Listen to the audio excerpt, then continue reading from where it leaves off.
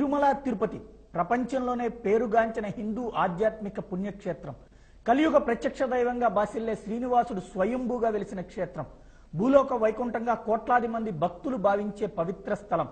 తిరుమల తిరుపతి అనగానే భక్తుల్లో ఎక్కడ లేని పవిత్ర భావం పుట్టుకొస్తుంది. మనసు ఆధ్యాత్మిక చింతన వైపు అడుగులు వేస్తుంది. ఇలాంటి ప్రసిద్ధ పుణ్యక్షేత్రం పవిత్రతకు భంగం వాటిల్లుతోందా? ఆధ్యాత్మిక చింతనతో విరసిల్లే ప్రాంతంలో అన్యమతాలకు ప్రాధాన్యత పెరుగుతోందా? దీనికి కాంగ్రెస్సే అభయహస్తమిస్తోందా?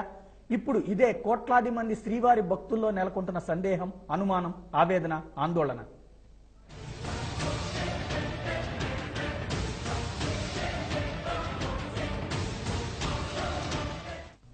గోవింద నామస్మరణతో మార్మోగే తిరుపతిలో ఇప్పుడు అలజడి మొదలైంది. హిందువులు పవిత్రంగా భావించే పుణ్యక్షేత్రమైన తిరుపతిలో ఇస్లామిక్ వర్సిటీ నిర్మాణ పనులు జరుగుతున్నాయి. విషయం తెలిసిన హిందూ ధార్మిక సంస్థలు విస్తుబోతున్నాయి.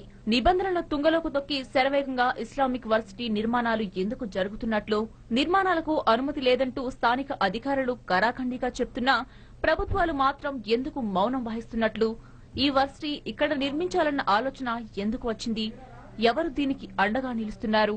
ఏ మతం వారికి ఆ మతం పవిత్ర స్థలం ఓ గుండెకాయ లాంటిది. దానికి భంగం కలిగించే విధానాలను ఎవ్వరూ ఒప్పుకోరు. కానీ తిరుమల తిరుపతిలో మాత్రం ఎందుకు విరుద్ధంగా జరుగుతోంది? కోట్లాది మంది భక్తుల మనోభావాలకు విరుద్ధంగా ఇస్లామిక్ వర్సిటీ పనులు చకచకా సాగుతున్నాయి. విద్యాదానం పేరుతో ఈ వర్సిటీ పునాదులు లేచాయి. విదేశీ నిధులతో నిర్మితమవుతున్న హిరా ఇస్లామిక్ కాలేజీ నిర్మాణం ఇప్పుడు ఆద్యంతం వివాదాస్పదంగా మారుతోంది. హాస్టల్ నిర్మాణం చేపడతామని, ఇందులో కేవలం G+ కు మాత్రమే అనుమతి తీసుకున్న వర్సిటీ నిర్మాణదారులు ఏకంగా G+6 నిర్మాణాలు పూర్తి చేసేశారు. దీనికి ఎలాంటి అనుమతులు లేవని కొందరు గట్టిగానే చెబుతున్నారు. ఇక శరవేగంగా పనులు పూర్తి చేయడం కూడా పలు అనుమానాలకు దారితీస్తోంది. ఇస్లామిక్ వర్సిటీ నిర్మాణాన్ని వ్యతిరేకిస్తూ తిరుమలలో హిందూ జాగరణ సమితి ఆధ్వర్యంలో 12 సంఘాల పీఠాధిపతులు ఆందోళనకు దిగారు. ఉద్దేశపూర్వకంగానే పవిత్ర పుణ్యక్షేత్రంలో ఇలాంటి నిర్మాణాలు సాగుతున్నాయన్నది వారి ఆందోళన. ఇలాంటి నిర్మాణం ఓ వర్గం వారిని ప్రోత్సహిస్తూ మరో వర్గం వారిని రెచ్చగొట్టే విధంగా ఉన్నదన్నది వారి ఆవేదన.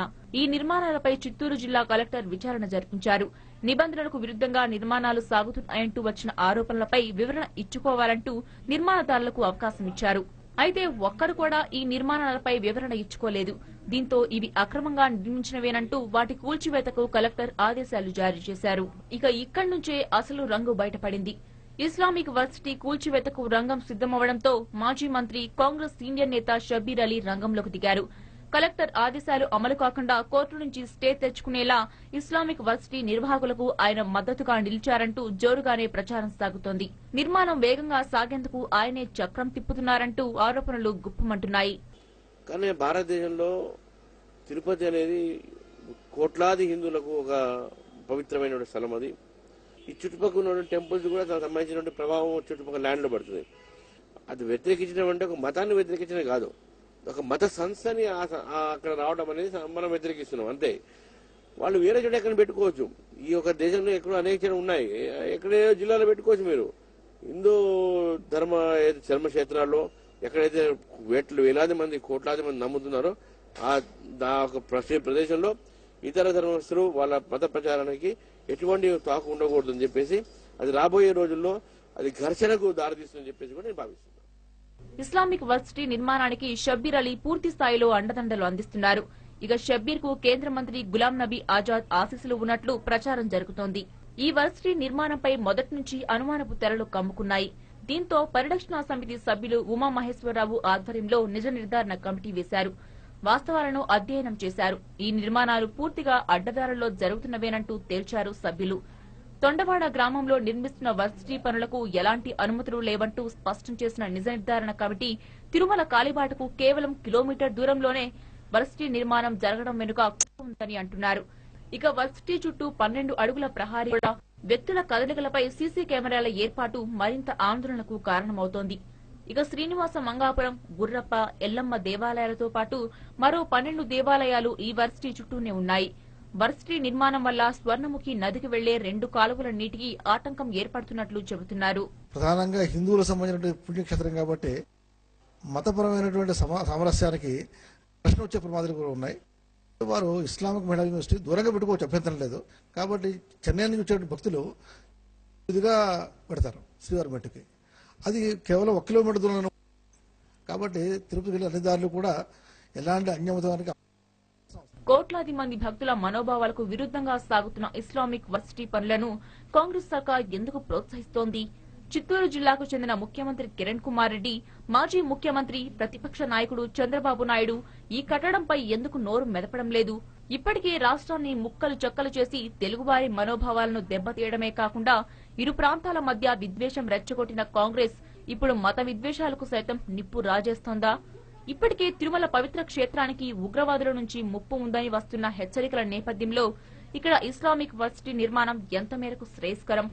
ఏదైనా జరగరానిది జరిగితే బాధ్యత ఎవరు వహిస్తారు? ఎవరు సమాధానం చెప్తారు?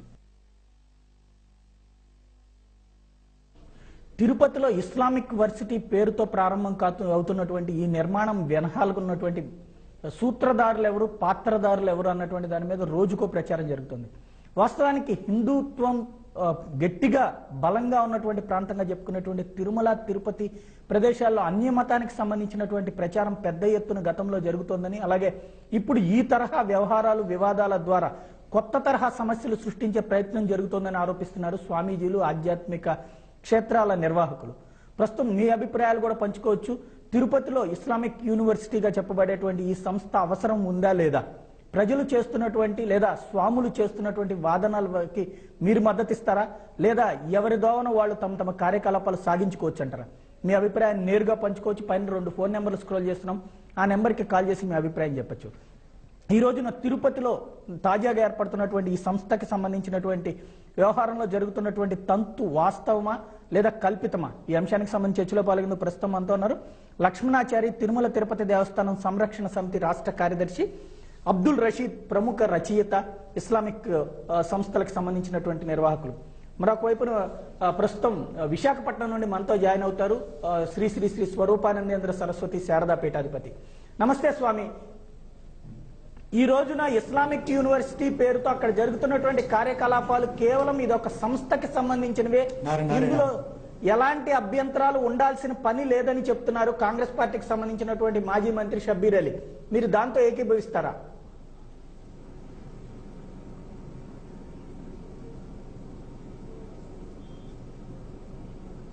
ఎందుకు ఏకీవించాలి?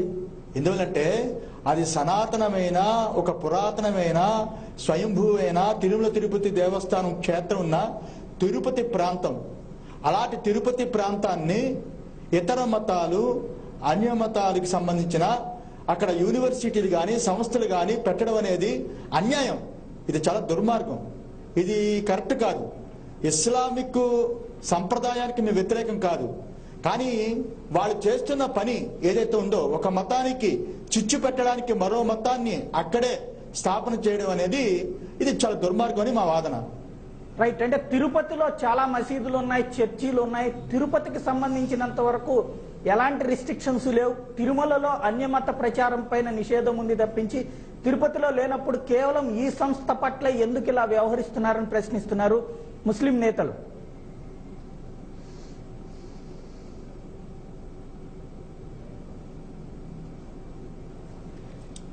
ఇది దేవాలయ ధర్మాదాయ శాఖ భూమి అండి. అది హిందూ దేవాదాయ ధర్మాదాయ శాఖ భూమిలో ఇతర మతాలకు సంబంధించిన వాళ్ళకి స్థలాన్ని ఎలా ఇస్తారు?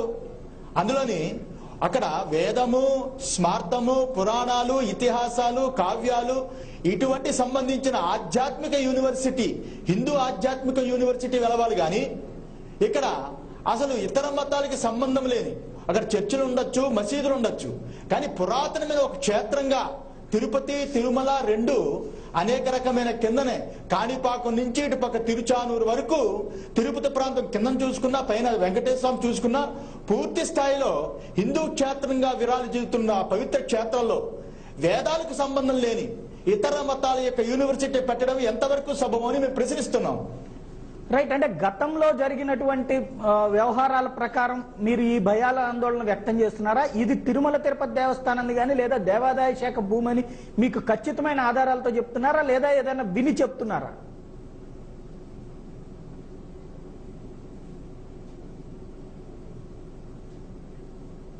ఖచ్చితమైన ఆధారాలు, మరి పక్కా ఆధారాలతో మేము చెప్తున్నాం.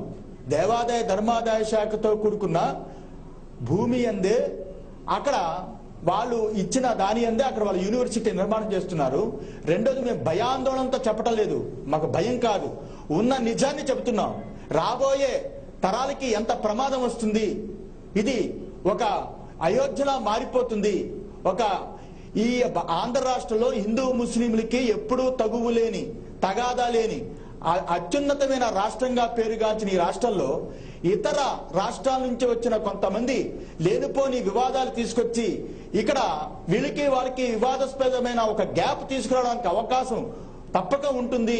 ఆ యూనివర్సిటీ పెట్టడం వల్ల ఆ ప్రాంతంలో అది కరెక్ట్ కాదని మా ఉద్దేశం. రైట్. ఈ రోజున స్వాములందరూ కూడా 12 మంది పీఠాలకు సంబంధించినటువంటి అధిపతులందరూ ఒక్క చోటకి చేరి చేస్తున్నటువంటి ఉద్యమం వల్ల ప్రయోజనం ఉంటుంది అనుకుంటున్నారా? దేవాదాయ ధర్మాదాయ శాఖకి సంబంధించినటువంటి భూమి అయినప్పుడు వాళ్ళు ఎందుకు చూస్తూ కూర్చున్నారు? ఆ కూర్చున్నటువంటి సమయంలోనే ఇంత పెద్ద నిర్మాణం ఒక్కరోజు 2 రోజుల్లో జరిగేది కాదు. ఎలా జరిగింది అనుకుంటున్నారు? ఎవరి అండతో జరిగిందని మీరు నమ్ముతున్నారు?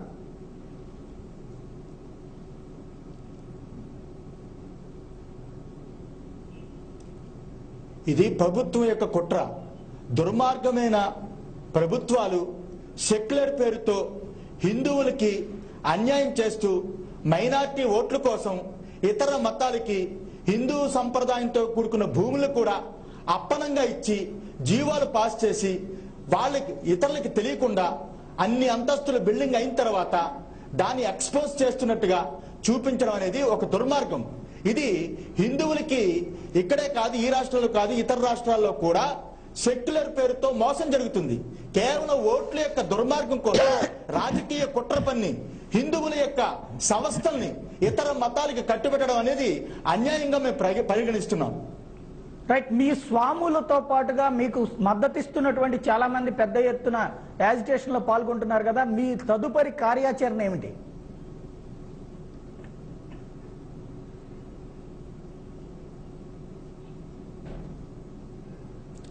అంటే నిన్న మేము తిరుపతిలో చాలా అర్జెంటుగా పెట్టాల్సి వచ్చింది కాబట్టి ఒక కొంతమంది స్వాములతో మాత్రమే పెట్టాం. కానీ మొత్తం రాష్ట్రంలోనే కాదు, ఇతర రాష్ట్రాల్లో ఉన్న అందరు స్వాములు, పీఠాధిపతులు, మఠాధిపతులు, అలాగే అన్ని సంప్రదాయంతో, వైష్ణవము, శైవము, అన్ని సంప్రదాయాలు, శంకరాచార్యులు, అన్ని సంప్రదాయాలతో కూడుకుని తీవ్రంగా ఉద్యమిస్తాం. ఈ ఉద్యమం ఇది నాంది. ఎందుకంటే ఈ భారతదేశంలో హిందూ సమాజానికి సంబంధించిన భూములలో, హిందూ క్షేత్రాలకి సంబంధించిన ప్రదేశాలలో ఇటువంటి కట్టడాలు, ఇలాంటి దుర్మార్గమైన కుట్రపూరితమైన జీవోలు పాస్ చేసి కట్టించడాలు ఏవైతే ఉన్నాయో ఇక ముందు కూడా జరగకుండా ఉండడానికి ఒక పెద్ద ఎత్తున ఒక కార్యక్రమాన్ని చెయ్యాలి అని మేము నిర్ణయించుకున్నాం. మీ హెచ్చరికలు, మీ ఉద్యమాల తర్వాతనైనా ప్రభుత్వంలో ఉన్నటువంటి అధికార యంత్రాంగం నుండి కానీ, ప్రభుత్వంలో ఉన్నటువంటి బాధ్యులైనటువంటి మంత్రులు కానీ ఏమైనా స్పందించారా, సమాధానం చెప్పారా?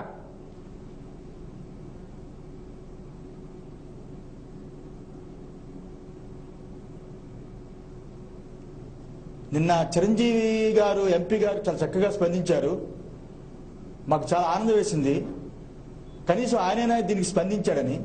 అయితే కొంతమంది మంత్రులు వాళ్ళు కూడా స్పందిస్తున్నారు. అయితే రాజకీయ నాయకులు మేము నమ్మం. ఎందుకంటే వాళ్ళు 5 సంవత్సరాల ఉద్యోగాల కోసం, అంటే పదవుల కోసం మాత్రమే ప్రాకులాడి వాళ్ళు ఎవరికైనా అమ్ముడిపోతారు. అందువల్ల ఇది ప్రజల్లో ఒక చైతన్యం రావాలి. ప్రజలే దీన్ని సరి అయిన నిర్ణయం తీసుకుని ప్రభుత్వాలు మార్చే సత్తా ఈ ప్రజలకు ఉంది కాబట్టి ప్రజల్లో ఒక అవగాహన సదస్సు తీసుకొచ్చి గ్రామాలు, పల్లెలు, పట్టణాలు, అన్ని ప్రాంతాలు తిరిగి హిందూ సమాజానికి అన్యాయం జరుగుతుంది భారతదేశంలో అని పరిపూర్ణంగా వాళ్ళకి హెచ్చరికలు చేసి, ఇక్కడ ఒక రాజకీయ నాయకుడు మాకు అండ కావాలి, లేకపోతే ఇంకొకరు అండ కావాలి మేము కోరుకోవటం లేదు.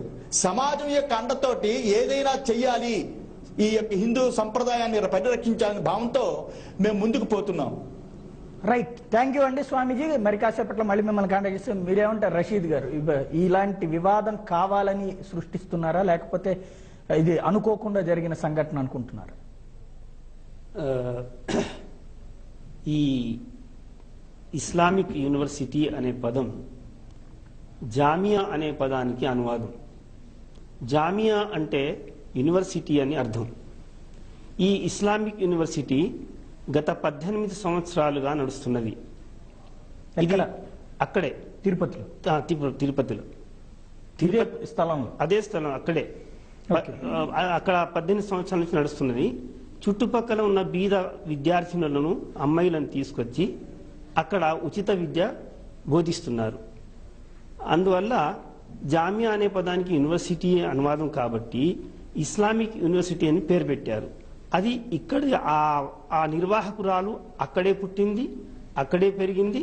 గత 18 సంవత్సరాల నుంచి ఈ యూనివర్సిటీ నడుస్తున్నది.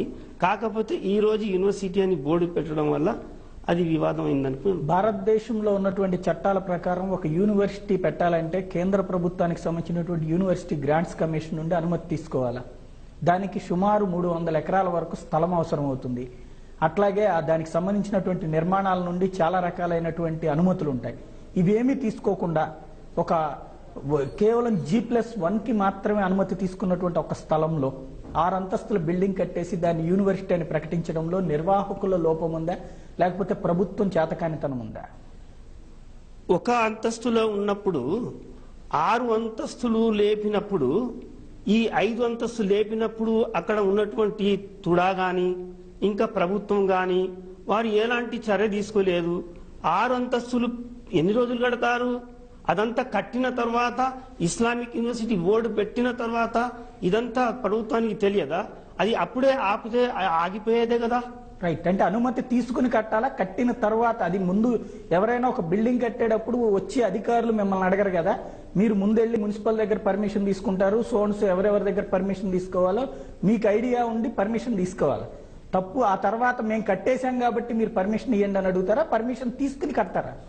అక్కడ 18 సంవత్సరాల నుంచి నడుస్తున్నటువంటి యూనివర్సిటీగా 18 సంవత్సరాల నుండి నడవలేదు. మదర్సానే అది, కానీ ఇప్పుడు పేరు మార్చారు. రైట్. మదర్సానే అది. ఆ మదర్సా ఈ అనుమతి లేకుండా అనే పదం ఏదైతే మీరు వాడారో అది అనుమతి లేకుండా చాలా బిల్డింగ్స్ ఉన్నాయి తిరుపతిలో. రైట్. అక్కడ ప్రజాశక్తి ఎక్కడెక్కడ అనుమతులు లేకుండా బిల్డింగ్లు కట్టారో ప్రజాశక్తి పత్రిక ప్రచురించింది. రైట్. అందులో బహుశా వీళ్ళు కూడా ఉండవచ్చు గాక. రైట్. కాబట్టి ఇది కోర్టులో నడుస్తున్న సమస్య కాబట్టి కోర్టులో ఆ సమస్య నడుస్తుంది కాబట్టి అది కోర్టులో తీర్పు అయిపోతుంది. రైట్. మీరేమంటారు? నేను ఒక 3, 4, 5 అంశాలు స్పష్టంగా చెప్పదలుచుకున్నాను. మొట్టమొదటి అంశం ఏంటంటే తిరుమల ఎంత పవిత్రమో తిరుపతి కూడా అంతే పవిత్రం. రెండోది, with due respects to Rashid sahab, बुजुर्गों वालिद साहब है मेरा पिताजी के समान है. వారు అక్కడికి వెళ్ళి చూసారో లేదో నాకు తెలియదు, కానీ నేను వెళ్ళి చూశాను. వారు 19 సంవత్సరాల నుంచి అక్కడ నడుస్తుందని చెప్పారే, ఇది అబద్ధం. ఇది పచ్చి అబద్ధం. ఎందుకు పచ్చి అబద్ధం అని చెప్తే మదర్సాగా నడుస్తుంది. మదర్సానే కూడా అక్కడ లేదు. వీళ్ళు కొనుక్కున్నటువంటి ఒక స్థలం ఏదైతే ఉందో 2004లో కొన్నారు. రైట్. రెండోది ఏంటంటే తిమ్మప్ప సంబంధించినటువంటి ఒక దేవాలయం. సెకండ్ థింగ్, రైట్, తిమ్మప్ప దేవాలయానికి సంబంధించినటువంటి ఒక కోనేరు స్థలం అది. రైట్. మూడో అంశం ఏంటంటే తొండవాడ, చంద్రగిరి, రైట్, ఈ 2 గ్రామ పంచాయతీలు ఉన్నాయి. ఇప్పుడు వారు చెప్పినటువంటి సోకాల్డ్ నవహీరా షేక్ అనేటువంటి ఆవిడ 2004లో తొండవాడ గ్రామ పంచాయతీకి సంబంధించినటువంటి 42A1B 1.49 ఎకర్స్ ల్యాండ్ కొన్నారు. ఓకే. 35 సర్వే నెంబర్లో 0.55 సెంట్స్ కొన్నారు. మొత్తం 2 ఎకరాల 4 సెంట్లు కొన్నారు వాళ్ళు. కానీ ఈరోజు కట్టినటువంటి ఒక విశ్వవిద్యాలయం ఏదైతే ఉందో 5 నుంచి 6 ఎకరాల స్థలం లోపల కట్టారు. ఈ 6 ఎకరాల స్థలం లోపల survey number 34, survey number 36, survey number 34, survey number 36 ఏవైతే ఉన్నాయో చంద్రగిరి గ్రామ పంచాయతీకి సంబంధించినటువంటి ఒక సర్వే నెంబర్లు, 1 నుంచి 30 వరకు తొండవాడకు సంబంధించినటువంటి ఒక సర్వే నెంబర్లు. కానీ మొత్తము కలిపి కట్టారు. ఈ 34 సర్వే నెంబర్, 36 సర్వే నెంబర్ ఈరోజు మీరు వెళ్ళి వెరిఫై చేసుకోండి. అది రామిరెడ్డి కాల్వా భూమి, నాగరాజ గుడి కాల్వా భూమికి సంబంధించినటువంటి ఒక దాన్ని రికార్డ్స్ 1919కి సంబంధించినటువంటి ఒక రీసెటిల్మెంట్ రిజిస్టర్ ఉంది. మీరు రీసెటిల్మెంట్ రిజిస్టర్ తీసి చూసుకోండి. 1965 డాక్యుమెంట్స్ చూసుకోండి, 1971 డాక్యుమెంట్స్ చూసుకోండి. కానీ రషీద్ సాబ్కు నేను చెప్పాల్సిన అంశం ఏంటంటే ఎక్కడో పక్కన ఉండేటువంటి ఒక తిరుపతి లోపల 19 మంది 38 మందితో నడుపుకునేటువంటి ఒక మదర్సా కనుక ఈ రోజు కూడా నడుపుకుంటే మాకేం ఆబ్జెక్షన్ లేదు. రైట్. కానీ మీరు ఇంతకుముందు మీ టీవీలో చూపించారే Heera international Islamic college, Heera international Islamic university, ఇవి మీరు యూట్యూబ్లోకి వెళ్ళండి. రైట్. దాని లోపల వాళ్ళు మొత్తం ప్రపంచంలో ఉన్నటువంటి ఒక దేశాల్లో నుంచి ఇన్క్లూడింగ్ దిస్ షబ్బీర్ అలీ గారు వారు మాట్లాడుతూ ఏమన్నారంటే హిందువులకు సంబంధించినటువంటి యొక్క రిచెస్ట్ గాడ్ బాలాజీ, అట్లాంటి బాలాజీ యొక్క పవిత్ర క్షేత్రంలో ఇట్లాంటి యొక్క మదర్సా రావడం ఏదైతే ఉందో ఏ అల్లాకి దువా హై. మీరు యూట్యూబ్లో తీసి చూడండి. మీరు తర్వాత బహుశా నేను చూపిస్తారనుకుంటున్నాను నేను. రైట్. ఎందుకు చెప్తున్నాను ఈ అంశాలంటే అక్కడ కావాలని చెప్పేసి రెచ్చగొట్టేటువంటి విధానం లోపల దేర్ ఆర్ 2 జీవోస్ 746 అండ్ 747. ఈ రాష్ట్ర ప్రభుత్వము ఐవి సుబ్బారావు గారు, ఏపీవీఎన్ శర్మ గారు ఉన్నటువంటి ఒక సమయంలో ఇచ్చినటువంటి ఒక జీవోలు, ఆ జీవోలలో తిరుమల, తిరుపతి పవిత్రమైనటువంటి ఒక పుణ్యక్షేత్రాలు, ఈ కట్టినటువంటి ఒక ఇస్లామిక్ హీరా ఇంటర్నేషనల్ యూనివర్సిటీ అనేటువంటిది పవిత్రమైనటువంటి ఒక అగస్తీశ్వర స్వామి దేవస్థానం ఒక పక్క, సువర్ణముఖి నది ఇంకో పక్క, గుర్రప్ప దేవస్థానం ఇంకొక పక్క, మూలస్థాన ఎల్లమ్మ దేవాలయం ఇంకొక పక్క, పంచముఖి ఆంజనేయ స్వామి దేవస్థానం ఇంకొక పక్క, గణపతి సత్యనారాయణ స్వామీజీకి సంబంధించినటువంటి ఒక ఆశ్రమం కట్టుకోవడానికి ఏర్పాటు చేసినటువంటి ఒక స్థలం ఇంకొక పక్క, 14 మంది గ్రామ దేవతలకు సంబంధించినటువంటి ఒక దేవాలయాలు ఉన్నటువంటి ఒక నడి మధ్య లోపల తిమ్మప్ప దేవాలయం 33/6 సర్వే నెంబర్, మీరు ఇవాళ రికార్డ్స్ వెరిఫై చేసి చూసుకోండి. మీరు ఈ 33/6 సర్వే నెంబర్ లో ఉన్నటువంటి ఒక దేవాలయానికి సంబంధించినటువంటి భూమిని ఎంక్రోచ్ చేసి 6 ఎకరాలు కడితే దానికి సంబంధించినటువంటి ఒక భూమిని మీరు మాకు సబ్సిడీ లోపల పేద ముస్లిం మహిళలకి మేము మదర్సా నడుపుకుంటాము మీరు ఇవ్వండి అని అడిగితే మేము వీఆర్ నాట్ అగెనిస్ట్ ద పేద ముస్లిం మహిళలకు మేము అగెనిస్ట్ కాదు. మీరు ఒకవేళ నిజంగానే మదర్సా నడుపుకోదలుచుకున్నట్టయితే మీరు వెళ్ళి మదనపల్లిలో నడుపుకోండి, లేకపోతే నెల్లూరులో నడుపుకోండి, లేకపోతే రాయచోటిలో నడుపుకోండి. ఎక్కడైతే ముస్లిం పాపులేషన్ ఉందో అక్కడ నడుపుకోండి. 0.09% ఉన్నటువంటి ఒక పాపులేషన్ దగ్గర మాత్రం మీరు ఇట్లాంటివి చేయకూడదు. ఓకే, నన్ను పూర్తి చేయనియండి. ఎందుకు చెప్తున్నాను ఈ అంశాలంటే ప్రెస్లో వచ్చేటువంటి ఒక అంశాలు కానీ ఎలక్ట్రానిక్ మీడియాలో వచ్చేటువంటి ఒక అంశాల విషయం లోపల చాలా ఇంపార్షియల్ గా చాలా పారదర్శకత ఉండాలి. రషీద్ సాబ్కు నేను విత్ డ్యూ రెస్పెక్ట్స్ చెప్తున్నాను. వారు ఓన్లీ ప్రజాశక్తికి సంబంధించిన ఒక పేపర్ చదివి వారు మాట్లాడుతున్నాను అన్నారు. ఈ రాష్ట్రం లోపల 12-13 పేపర్లు వస్తున్నాయి. ఈనాడు దగ్గర నుంచి మొదలు పెడితే, ఆంధ్రజ్యోతి దగ్గర నుంచి మొదలు పెడితే, మన times of India, Indian express నిన్న 4th పేజీ లోపల ఫుల్ పేజ్, హిందూలో హాఫ్ పేజ్. అదేవిధంగా మీరు చూపెడుతున్నటువంటి దాంట్లో ఉమామహేశ్వరరావు గారి యొక్క కమిటీ, జస్టిస్ పర్వతరావు గారు, ఫార్మర్ డీజీపీ టిఎస్ రావు గారు, వీళ్ళెవరు కూడా ముస్లింస్ విద్యకు సంబంధించిన దాంట్లో అగెనిస్ట్ కాదండి. మేము కూడా ఎవరూ అగెనిస్ట్ కాదండి.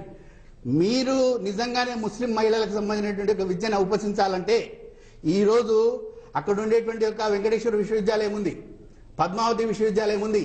ఈ రోజు స్విమ్స్ కు వెళ్లి ముస్లింస్ అత్యంత అక్కడ ఉన్నటువంటి ఒక హాస్పిటల్ ట్రీట్మెంట్ తీసుకుంటారు, ఎవరు అగెనిస్ట్ కాదు.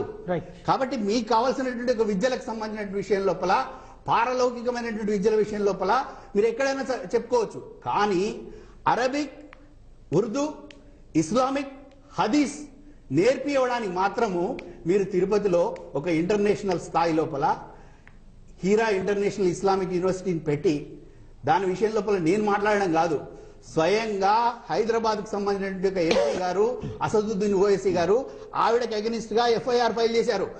That case is pending before the law.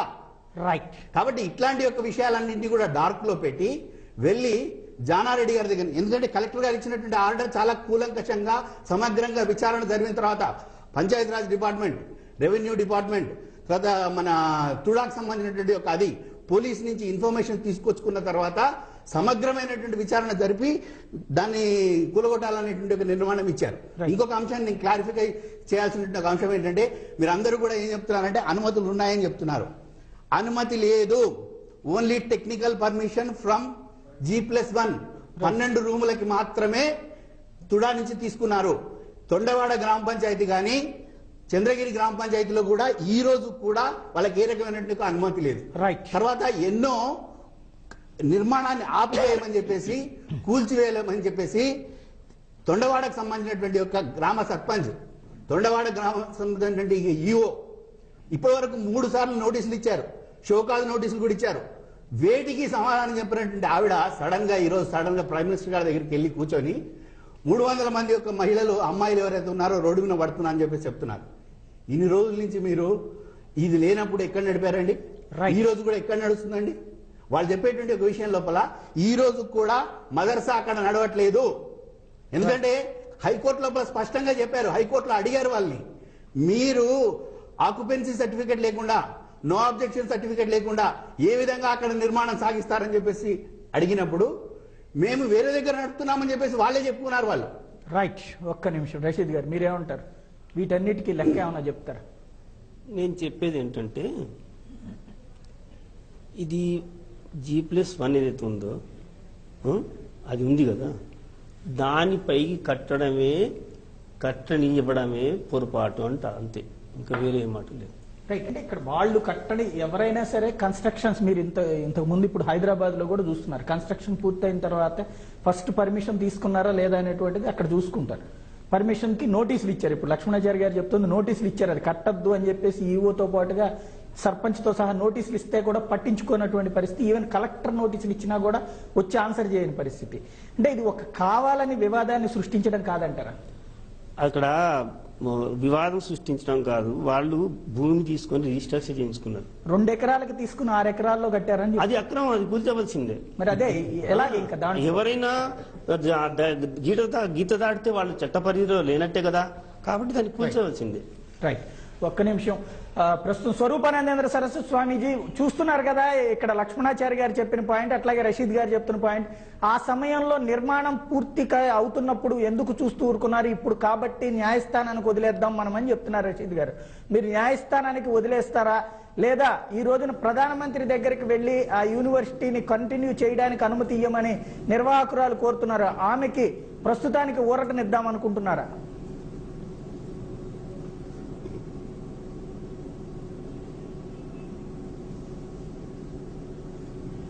న్యాయస్థానం మీద మాకు అత్యున్నతమైన న్యాయస్థానం మీద మాకు చాలా గౌరవం ఉంది. తప్పకుండా అనుకూలమైన ఆ తీర్పే వస్తుంది. కానీ ఇక ముందు కూడా ఈ దుర్మార్గపు ప్రభుత్వాలు ఓటు రాజకీయాలు మాని, హిందువులకి ముస్లింలకి తగులు పెట్టే కార్యక్రమాలు మాని, ఇప్పుడు అక్కడ ఉన్న పెద్ద ముస్లిం ఆయన చాలా అద్భుతంగా మాట్లాడారు, నిజాయితీగా చెప్పారు. ఎందువల్లంటే ఇలాంటి దుర్మార్గాన్ని కట్టడాలు 6 అంతస్తులు బిల్డింగ్ అయ్యే వాళ్ళకు అక్కడ మున్సిపాలిటీ వాళ్ళు అమ్ముడిపోయారు. అంత ముందున్న తోడా అధికారులు అమ్ముడిపోయారు. ఇప్పుడుకొచ్చి కలెక్టర్ కొట్టేమన్నా తోడా అధికారులు ముందుకెళ్ళలేదు. ఎంత కమ్ముడిపోయారు అసలు. మక్కాలో మేము వేద పాఠశాలలు పెడతా ఉంటే ఒప్పుకుంటారా? అలాగే ఇతర మత వ్యవస్థలు ఏవైతే ఉన్నాయో అక్కడ మేము వేద పాఠశాలలు పెడితే ఒప్పుకుంటారా? మేము పెడతామా? ఎక్కడైతే మాకు సంబంధించిన సంస్థలు ఉన్నాయో అక్కడ మేము అభివృద్ధి చేసుకుందికి, యూనివర్సిటీలు పెట్టుకోవడానికి, వేద పాఠశాలలు పెట్టడానికి మేము ప్రయోగిస్తాం. ఆ రకంగానే ఇతర మతాలు కూడా ఉండాలి. కానీ ఇలాంటి దుర్మార్గమైన చర్యలతోటి ప్రభుత్వాలు జీవోలు పాస్ చేసి ఈ యొక్క ప్రజల్లో, ముఖ్యంగా మతాలలో, కులాలలో ఇలా వివాదాలు తీసుకొస్తే రేపొద్దున భారతీయులు ఎవరైతే ఉన్నారో, యువతరం అయితే ఎవరైతే ఉన్నారో రాగద్వేషాలతో కూడుకుని కుళ్ళిపోతుంది భారతదేశం. అందువల్ల దీనిని పెట్టుకుని యావత్ భారతదేశం అంతా మేమెవరు ప్రధానమంత్రి కాలు పట్టుకోవడం, రాష్ట్రపతి కాలు పట్టుకోవడం అంతా దీనికి మేము దిగజారం. ఎందుకంటే వాళ్ళు రాజకీయ నాయకులు, రాజకీయానికి సంబంధించి మేము వెళ్ళాం. ప్రజాస్వామ్యంలో ప్రజలు ఉత్తేజపరిచి ప్రజల ద్వారా మేము హిందూ సంప్రదాయాన్ని పరిరక్షించడానికి దీన్ని వేదికగా తీసుకుని మొత్తం యావత్ భారతదేశం అంతా కూడా మేము ఎక్కడ హిందూ సంప్రదాయంతో కూడుకున్న దేవాలయ వ్యవస్థ చుట్టుప్రక్కల అన్య మతాల యొక్క సంప్రదాయాలు ఏవి అక్కడ ఉండకూడదని ఒక గట్టి నిర్ణయాన్ని తీసుకురావాలని మేము ప్రయత్నం చేస్తున్నాం. రైట్, ఒక్కటి ఫైనల్ గా చెప్పండి, రాష్ట్ర ప్రభుత్వానికి ఒక పీఠాధిపతిగా మీరేం చెప్పదలుచుకున్నారు?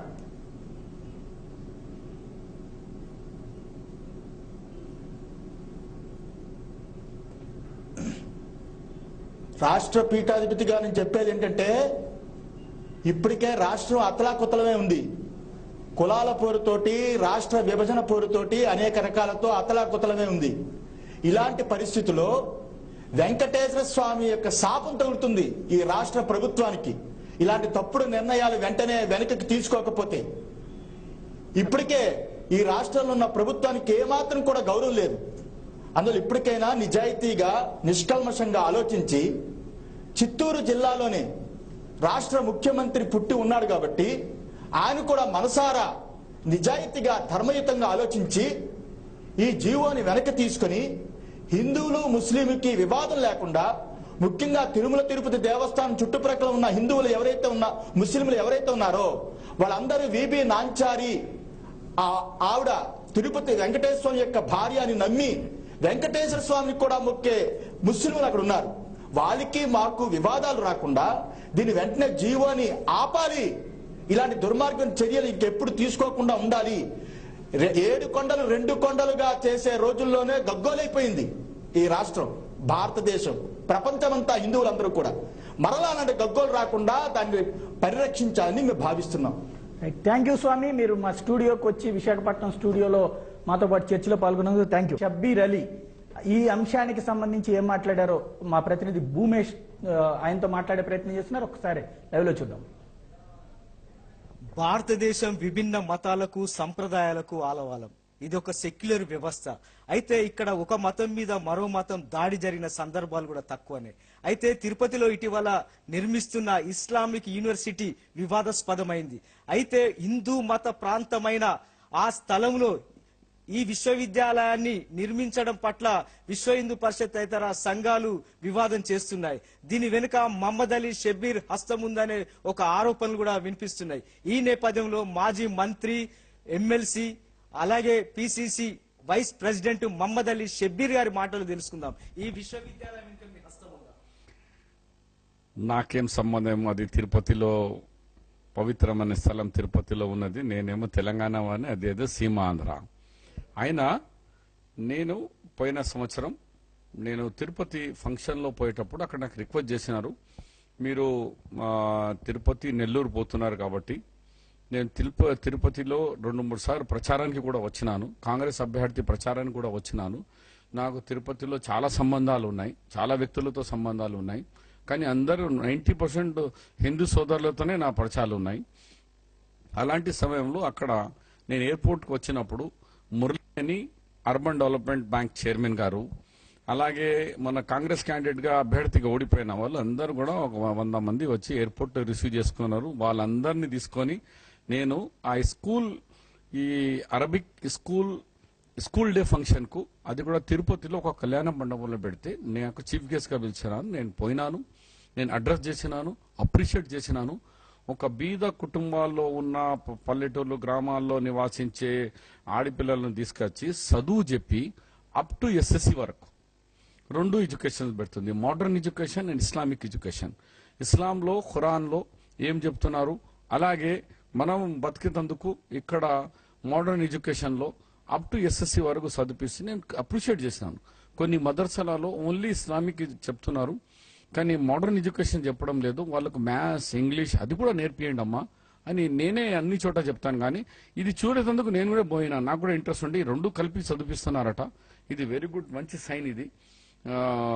ఇస్లామిక్ ఎడ్యుకేషన్ అండ్ ఇండియన్ మన మోడర్న్ ఎడ్యుకేషన్ నేను చాలా అప్రిషియేట్ చేసిన. చిన్న చిన్న పిల్లలు ఎల్కేజీ నుంచి అప్ టు ఎస్ఎస్సి వరకే ఉన్నది.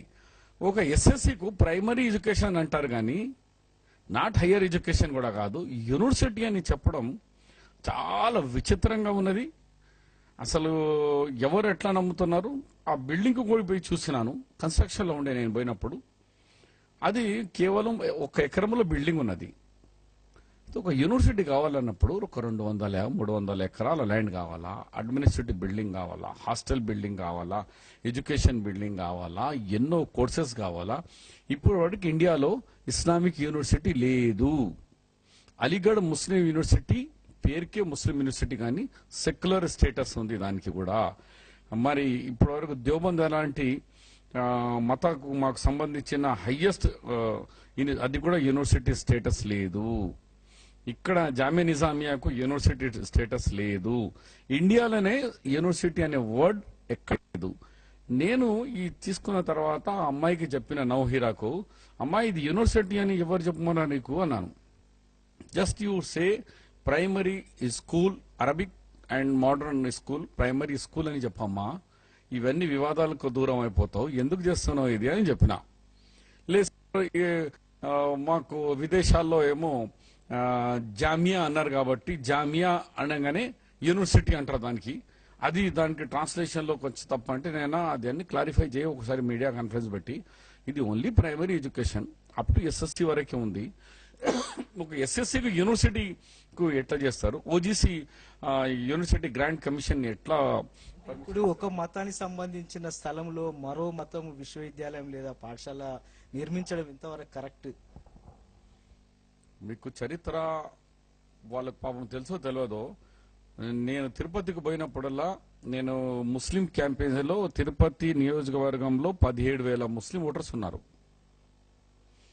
అక్కడ కాన్స్టిట్యున్సీలో 17 మాస్కులు గుట్ట కిందనే ఉన్నాయి. రేణిగుంటలో అయితే 40% ముస్లింస్ ఉన్నారు. ఆ విలేజ్ కు సర్పంచ్ ఇప్పటి వరకు వాళ్ళు చెప్పింది 90% ముస్లిం సర్పంచ్ ఎప్పుడు ఎన్నుకొని ఎలక్ట్ అయి వస్తాడు అక్కడ నుంచి రేణిగుంట, అది రైల్వే జంక్షన్. కాబట్టి ఇది ఇప్పటి నుంచి కాదు, 100 సంవత్సరాల నుంచి అక్కడ మాస్కులు ఉన్నాయి. నేను ఇప్పుడు పోయి మేమొచ్చి కట్టించింది కాదు. డాక్టర్ వైఎస్ రాజశేఖర రెడ్డి ఉన్నప్పుడు అట్లనే చెప్పినారు, అక్కడ రాజశేఖర రెడ్డి గారు చర్చిలు అది చేస్తాను. అవన్నీ ఏ మతానికి వాళ్ళు గౌరవించుకోవాలా. నేనైతే అంటే మంచి హిందూ ఉన్నోడే కరెక్ట్, మంచి ముస్లిం ఉన్నోడే కరెక్ట్. కానీ అటు ఇటుగా లేని వాళ్ళు ఒక మతానికి ఒక మతం. ఖురాన్లో స్పెసిఫిక్ గా అన్నది, లకుం దీనకుం వలియ దీన్, ఆప్కా మజహబ్ ఆప్కు జిస్కా మజహబ్ ఉన్కే సాత్ అన్నప్పుడు ఖురాన్ ఇంత ఓపెన్ గా అంటుంది, ఇతర మతాలను విమర్శించేది మీకు హక్కు లేదు. ఎందుకంటే ఐఆమ్ లోన్, నేను ఒక్కడే ఉన్నాను, అందరికి నేనే. కాబట్టి మతం చేంజ్ చేయగానే కాబట్టి నేను ఒక్కడే, నేను శక్తి కాబట్టి అన్నట్టు అల్లా, ఈశ్వర్, గాడ్ ఎక్కడ పిలిచినా ఒక వ్యక్తే ఉన్నాడు. అందు గురించి మనము ఇతర మతాల గురించి కించపరిచేది మంచిది కాదు. నేను దానికి ఖండిస్తున్నాను. ఈమెకు కూడా చెప్పినాను, నువ్వు ఓవర్ ప్రచారం చేసుకున్నావమ్మా యూనివర్సిటీ అని, దాని చిక్కులో పడ్డావు నువ్వు. ఇది నువ్వు మదర్సా అని పేరు మార్చేసుకో, ఇది ఇస్లామిక్ అని కాకుండా మదర్సా పేరు ఏదన్నా పెట్టి దానికి ఇది జస్ట్ లైక్ పూర్ విద్యార్థులకు అప్ టు ఎస్ఎస్సి వరకు, అట్లనే ఖురాన్ ఇస్లామిక్ ఎడ్యుకేషన్ కూడా ఆ ఒక ఆలిం వరకు నేను ఇస్తున్నానని చెప్పేసుకో, గొడవ ఖతమైతుంది అన్నారు.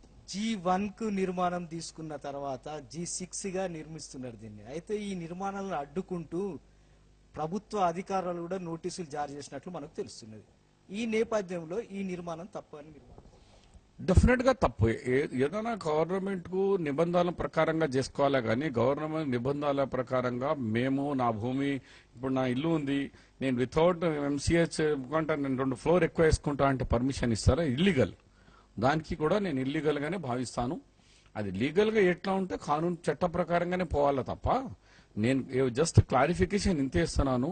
యూనివర్సిటీ కావాలంటే ఒక 200 ఎకరాలు కావాలా, దానికి చాలా బోలెడంత గవర్నమెంట్ రిక్వైర్మెంట్స్ ఉన్నాయి. ఇప్పటి వరకు ఇండియాలో ఇస్లామిక్ యూనివర్సిటీ లేదు, ఒక్కటే యూనివర్సిటీ ఉంది, అలీగఢ్ ముస్లిం యూనివర్సిటీ. ఇది ఇండిపెండెన్స్ కంటే ముందు ఉన్న యూనివర్సిటీ, అదొక్కటే. దాంట్లో కూడా గవర్నమెంట్ ఆఫ్ ఇండియా కంట్రోల్లో ఉంటుంది. Vice chancellor appointed by the government of India, నాటే ముస్లిం మత గురువులు అపాయింట్ చేయరు. అంటే గులాం నబీ ఆజాద్ సహకారంతో ఈ నిర్మాణంలో మీదే భాగస్వామ్యం ఉందని ఒక ఆరోపణ. ఇప్పుడు గులాం నబీ ఆజాద్ అంటారు, రేపు రాహుల్ గాంధీ అంటారు, రేపు సోనియా గాంధీ అంటారు. మీకు హద్దు పద్దు ఉంటే కదా. ఆర్ఎస్ఎస్ వల్ల పని అదే కదా. ఆర్ఎస్ఎస్ కానీ హిందూ వాహిని పనే అది. ముస్లింస్ ఎక్కడ ఉంటే వాళ్ళకు ఒక లేబుల్ పెట్టేయాలని. నా ఏరియాలో నేను కట్టించిన మందిరాలు, నా ఏరియాలో నేను కట్టించిన ధూపదీప కార్యక్రమాలు, నిన్నగాక 17 కొత్త మాస్క్ నా కంట్రిబ్యూషన్ అమౌంట్ కూడా నేనే ఇచ్చి 17 న్యూ టెంపుల్స్ కూడా 3 days బ్యాక్ రామచంద్రయ్య గారితో, ఎండోమెంట్ మినిస్టర్ గారితో తీసుకున్న ఘనత నాకున్నది. కాబట్టి అవి హిందూ, ఇది ముస్లిం. నా ఏరియా 8% ముస్లిం సోదరులు, 92% హిందూ సోదరులు. 90% గుళ్ళు అన్ని ఇనాగ్రేషన్ నా ద్వారానే అయినాయి.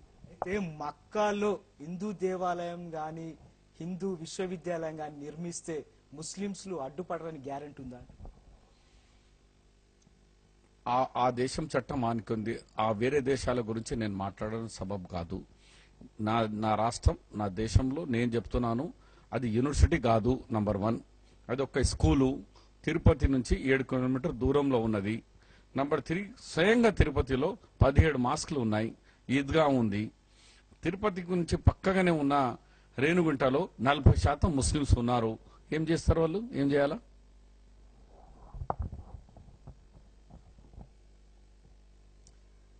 అన్ని మత సంప్రదాయాలను మేము కాపాడుతున్నాం. ఇక్కడ ఇస్లామిక్ విశ్వవిద్యాలయం నిర్మించే అవకాశాలే లేవు. కేవలం మదర్సా.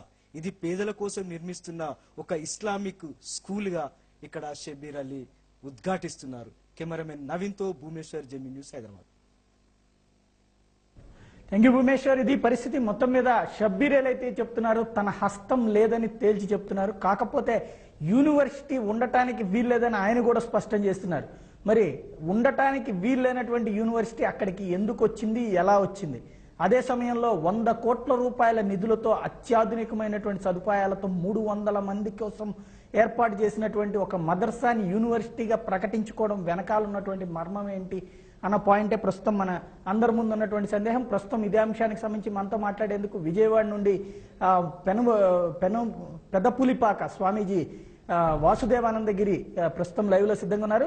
నమస్తే స్వామి. ఈ రోజున కొద్దిసేపటి క్రితం షబ్బీర్ అలీ చెప్పిన మాటలు వింటున్నారు కదా. ప్రభుత్వం వైపు నుండి ఎలాంటి సహకారం లేకపోయినప్పటికీ కూడా అక్కడ జరిగిపోయింది. అది కేవలం ఒక మదర్సాగానే చూడండి తప్పించి దాంట్లో మతపరమైన వివాదం లేదంటున్నారు. మీరు నమ్ముతున్నారా?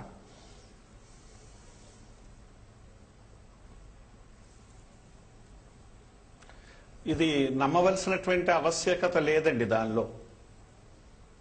రైట్. ఎందుకు ఇలా జరుగుతోంది అనుకుంటున్నారు? ఎవరి వల్ల ఇలా జరుగుతోంది అనుకుంటున్నారు? హలో, చెప్పండి స్వామి. ఇది పొలిటికల్ లీడర్స్ తప్పకుండా వారి యొక్క హస్తం పూర్తిగా ఉంది. భారతదేశంలో హిందువులందరూ కూడా విగ్రహారాధనతోనే ప్రారంభమవుతుంది వారి జీవితం అంతా. ఆ విగ్రహారాధన కేంద్ర బిందువు మనకి తిరుపతి, తిరుమల. అట్లాంటి పవిత్రమైనటువంటి ప్రదేశంలో ఈ మదర్సా గాని లేకపోతే ఈ యూనివర్సిటీ గాని కట్టడం చాలా అసంబద్ధమైనటువంటి పద్ధతి. దానికి అనుమతులు కూడా జారీ చేయటం అది ఖండించవలసినటువంటి విషయం. రైట్. అంటే తిరుపతిలో దాదాపు ఇప్పటికే ఒక 17 వరకు మసీదులు ఉన్నాయి, ఈద్గా కూడా ఉంది. అలాంటప్పుడు ఎక్కడో తిరుపతి బయట 6 కిలోమీటర్ల అవతలు ఉన్నటువంటి వాటి గురించి ఎందుకు వివాదం చేస్తున్నారు? ఇది ఒక కేవలం విద్యా సంస్థ, పేద మహిళలకి పేద పిల్లలకి విద్యా సంస్థగా చూడమని చెప్తున్నారు షబ్బీర్ అలీ.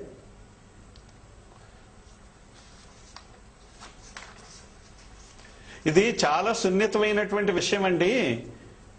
హిందువులు విగ్రహారాధన కలిగినటువంటి వారు, ముస్లింలు విగ్రహారాధన ఖండించే విధానం కలిగినటువంటి వారు. ఇప్పుడు అక్కడ విద్యా విధానం పెరిగే కొలది యువకుల్లో ఒక మార్పు గాని వచ్చింది అంటే ఈ సున్నితమైనటువంటి విషయాల్లో చాలా ప్రమాదం జరిగేటటువంటి విషయం ఉన్నది. కాబట్టి ముందే మనం అంతా ఆలోచన చేసి ఈ విషయాన్ని సంపూర్ణంగా ఖండించాలి. ఇది సుమారు అంటే తిరుమల తిరుపతికి 100-200 కిలోమీటర్ల దూరంలో ఇచ్చుకున్నట్లయితే ఏ విధమైనటువంటి అభ్యంతరం ఉండదు. ఇది జాతంతా ఏకీభవించి ఖండించవలసినటువంటి విషయం. మనం ప్రథమంలో వారికి ఒక అవకాశం ఇచ్చి తర్వాత మళ్ళీ అది తీయటానికి అవకాశం లేనటువంటి స్థితిని ఏర్పాటు చేసుకుంటాం మొదటగానే మనం అనుమతిస్తే. రైట్. ఒక్క నిమిషం రషీద్ గారు మాట్లాడతారు. రషీద్ గారు చెప్పండి. విగ్రహారాధన భారతదేశంలో ఉంది. వాళ్ళు ఎవరి విశ్వాసాల ప్రకారంగా వాళ్ళు చేసుకుంటారు. అక్కడ మదర్సా వాళ్ళు ఏకేశ్వరోపాసన చేసుకోవచ్చు. మన భారతదేశంలో మత హక్కు, వృత్తి హక్కు, జీవించే హక్కు మరియు విద్య పొందే హక్కు, ప్రాణరక్షణ హక్కు, ఈ హక్కులన్నీ రాజ్యాంగం ఇస్తుంది. కాబట్టి రాజ్యాంగ పరిధిలో ఉంటూ ఏ విద్య అభ్యసించినా కూడా ఇతరులకు ఏం నష్టం రాదు. అదీ కాక 1000 సంవత్సరాలు పరిపాలించినటువంటి ముస్లిం రాజులు ఒకవేళ వారు కనుక దౌర్జన్యం చేసి హిందూ దేశాన్ని అధ్యేసినట్టయితే ఇప్పుడు అంత ముస్లింసే ఉండేవారు. అట్లా కాదు. ముస్లిం రాజులు మందిరాలకు జాగీర్లు ఇచ్చారు. స్వయంగా భద్రాచలంలో ఇప్పటికీ నిజామాబాద్ ముత్యాలు అవి పోతుంటాయి. కాబట్టి ముస్లింలు దాన్ని వ్యతిరేకించారు. ఖురాన్ కూడా చెబుతున్నది, మీరు బలవంతంగా ముస్లిం చేయకండి, మీరు ఇతరుల దేవతలను తులన ఆడకండి. ఇప్పుడు మీరు మీ వయసులో చూడండి, ఎక్కడైనా హిందూ దేవతలను కానీ ఏదన్నా కానీ తులన అంటే ఉందా? లేదు. అందరూ మత సామరస్యం ఉంటున్నారు. కాకపోతే కొంతమంది చిచ్చు పెట్టి ఇదంతా వసూలు చేస్తున్నారు. రైట్. ఇట్లాంటిది ఇది చిచ్చు పెట్టడంలో భాగం అంటారా కాదంటారా? భాగం అంటాను. రైట్. అలాంటి వాళ్ళకి ఏం చేయాలంటారు? అలాంటి వాళ్లకు ప్రభుత్వం ఆరా తీసి ఎవరు చిచ్చు పెట్టారో ఆ వాళ్ళను తీసుకొచ్చి బయటికి తీసుకొచ్చి కోర్టుకి ఎక్కించి వాళ్లకు పనిష్మెంట్ ఇవ్వాలి. రైట్. నేను రషీద్ సార్ తోటి పూర్తిగా ఏకీభవిస్తున్నాను. ఇక్కడ నవహీరా షేక్ అనేటువంటి ఆవిడ ఎవరైతే ఉన్నారో it is totally family organization. కాబట్టి ఇక్కడ దీని వెనక ఏ రకమైనటువంటి యొక్క ముస్లిం మత పెద్దలకు సంబంధించినటువంటి యొక్క సంస్థలు కానీ ఉన్నాయా లేవో నాకు తెలియదు. కానీ నేను ఆ కంపెనీ సంబంధించినటువంటి విషయాలన్నింటినీ అధ్యయనం చేసినప్పుడు నాకు అర్థమైనటువంటి ఒక అంశం ఏంటంటే ఇది కేవలం ఒక ఫ్యామిలీ ఆర్గనైజేషన్.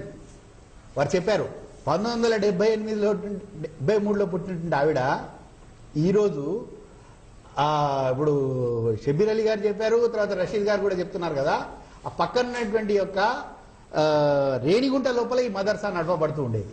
రైట్. కాబట్టి రేణిగుంటలో మీరు ఒకవేళ కనుక అదేవిధంగా మదర్సా కనుక నడపబడుతూ ఉన్నట్టయితే ఈరోజు ఎవరు క్వశ్చన్ చేసి ఉండేటువంటి వాళ్ళు కాదు. ఈరోజు షబీర్ అలీ గారు మాట్లాడుతూ ఏమన్నారంటే, నేను చిక్కుల్లో పడతావు ఎందుకమ్మా, నువ్వు స్కూల్ పెట్టుకోమని చెప్పేసి సలహా ఇచ్చాను అని చెప్పిన తర్వాత కూడా ఈ రోజు కూడా వెబ్సైట్ లోపల Heera international Islamic university, Heera international Islamic college అనేటువంటి చేంజ్ చేయలేదే. మీరు చూస్తున్నటువంటి ఒక దాని లోపల ఆ యొక్క బిల్డింగ్ చూడండి. మీరు ఆ బిల్డింగ్ పక్కనే తిమ్మప్ప దేవాలయం ఉందే. హైదర్ అలీ పీరియడ్ లోపల తల్లికోట యుద్ధం తర్వాత ఈ దేవాలయం ధ్వంసం చేయబడింది అనేటువంటి విషయాన్ని సాధు సుబ్రహ్మణ్యం గారు, ఇప్పుడు అక్కడ ఉన్నటువంటి యొక్క గోపాలకృష్ణ గారు చుట్టుపక్కల ఉన్నటువంటి యొక్క సుప్రసిద్ధ క్షేత్రాలకు సంబంధించినటువంటి పుస్తకాలు రాశారు. ఆ పుస్తకాలలో క్లియర్ గా ఉంది ఇది తిమ్మప్ప దేవాలయం అనేటువంటి. అట్లాంటి యొక్క తిమ్మప్ప దేవాలయం పక్కనే ఈ రకమైనటువంటి యొక్క విశ్వవిద్యాలయం నిర్మాణం చేయాలి అనేటువంటి ఒక ఆలోచన వచ్చిందే, దాన్ని మేము ఖండిస్తూ ఉన్నాం. రెండో అంశం ఏదైతే ఉందో, మీరు తిరుపతి లోపల ఏదైతే ఇప్పుడు ఇక్కడ తొండవాడ లోపల మీరు ఏదైతే పెట్టారో హీరా ఇంటర్నేషనల్ ఇస్లామిక్ యూనివర్సిటీ అని చెప్పేసి, ఆ బోర్డు కింద చూడండి, కరెక్ట్ గా కింద చూడండి. మీరు ఇప్పుడు టీవీలో కూడా చూస్తే తెలుస్తుంది, సువర్ణముఖి రిజువనేషన్ ప్రాజెక్ట్. రషీద్ గారు, ఇక్కడ ఇది కుట్రపూరితంగా చేసిందంటారు, లేకపోతే రాజకీయ పరమైనటువంటి ఓట్లతోనో, లేకపోతే ఏం జరగదు పబ్లిక్ ఎవరు పట్టించుకోరు అన్నటువంటి ఉద్దేశంతో ఇట్లాంటి వాటికి వెనకాల అండగా ఉంటారనుకుంటున్నారా? అసలు ఏమిటంటే కొంతమంది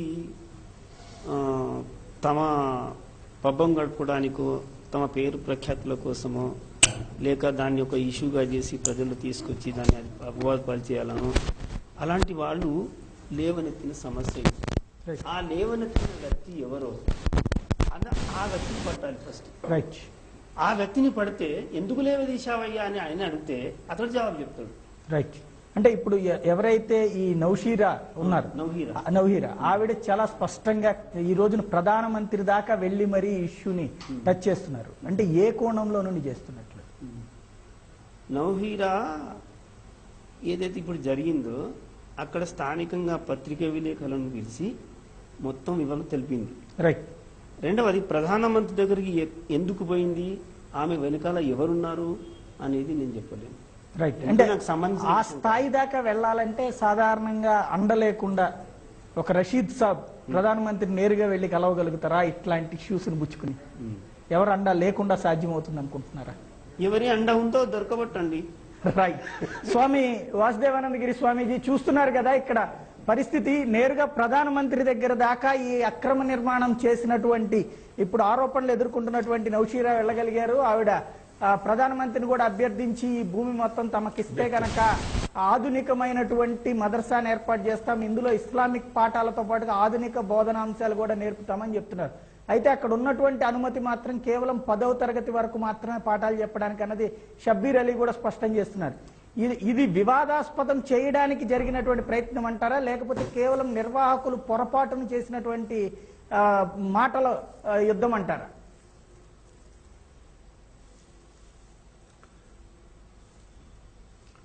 అంటే ఇప్పటి వరకు నేను విన్నటువంటి విషయంలో నాకు ద్యోతకమయ్యింది ఏమిటి అంటే, ఇది కావాలని చేసేటటువంటి ప్రయత్నమే కానీ ఇది కాకతాళీయంగా అయినటువంటి విషయం కాదు.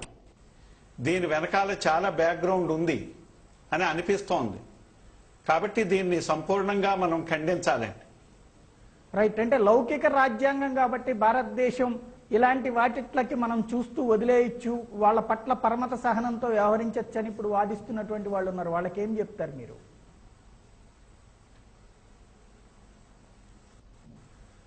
చేసుకుంటే మనం అక్కడ మంగళ వాయిద్యాలు వాయించకుండా వదిలిపెట్టి ప్రశాంతంగా మనం వెళ్ళిపోతూ ఉన్నాం. ఇది పరమత సహనం.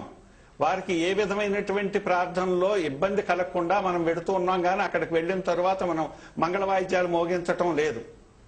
అట్లాగే మనము ఇక్కడ అంటే మక్కాలో నేను విగ్రహారాధన చేస్తాను అంటే వాళ్ళు ఒప్పుకుంటారండి? అక్కడ నేను శ్లోకాలు చదువుకుంటాను, అక్కడ ఒక వేద పాఠశాల పెడతాను అంటే ఒప్పుకుంటారా? రైట్. కాబట్టి ఇక్కడ అయితే ఇప్పుడు మత సహనం కావాలి. తిరుపతి లాంటి పుణ్యక్షేత్రం ఓకే, చెప్పండి, ఎక్కడో అవుట్స్కట్స్ లో ఉన్నటువంటి ప్రదేశం కాబట్టి దాన్ని ఈ కోణంలో చూడొద్దంటున్నారు.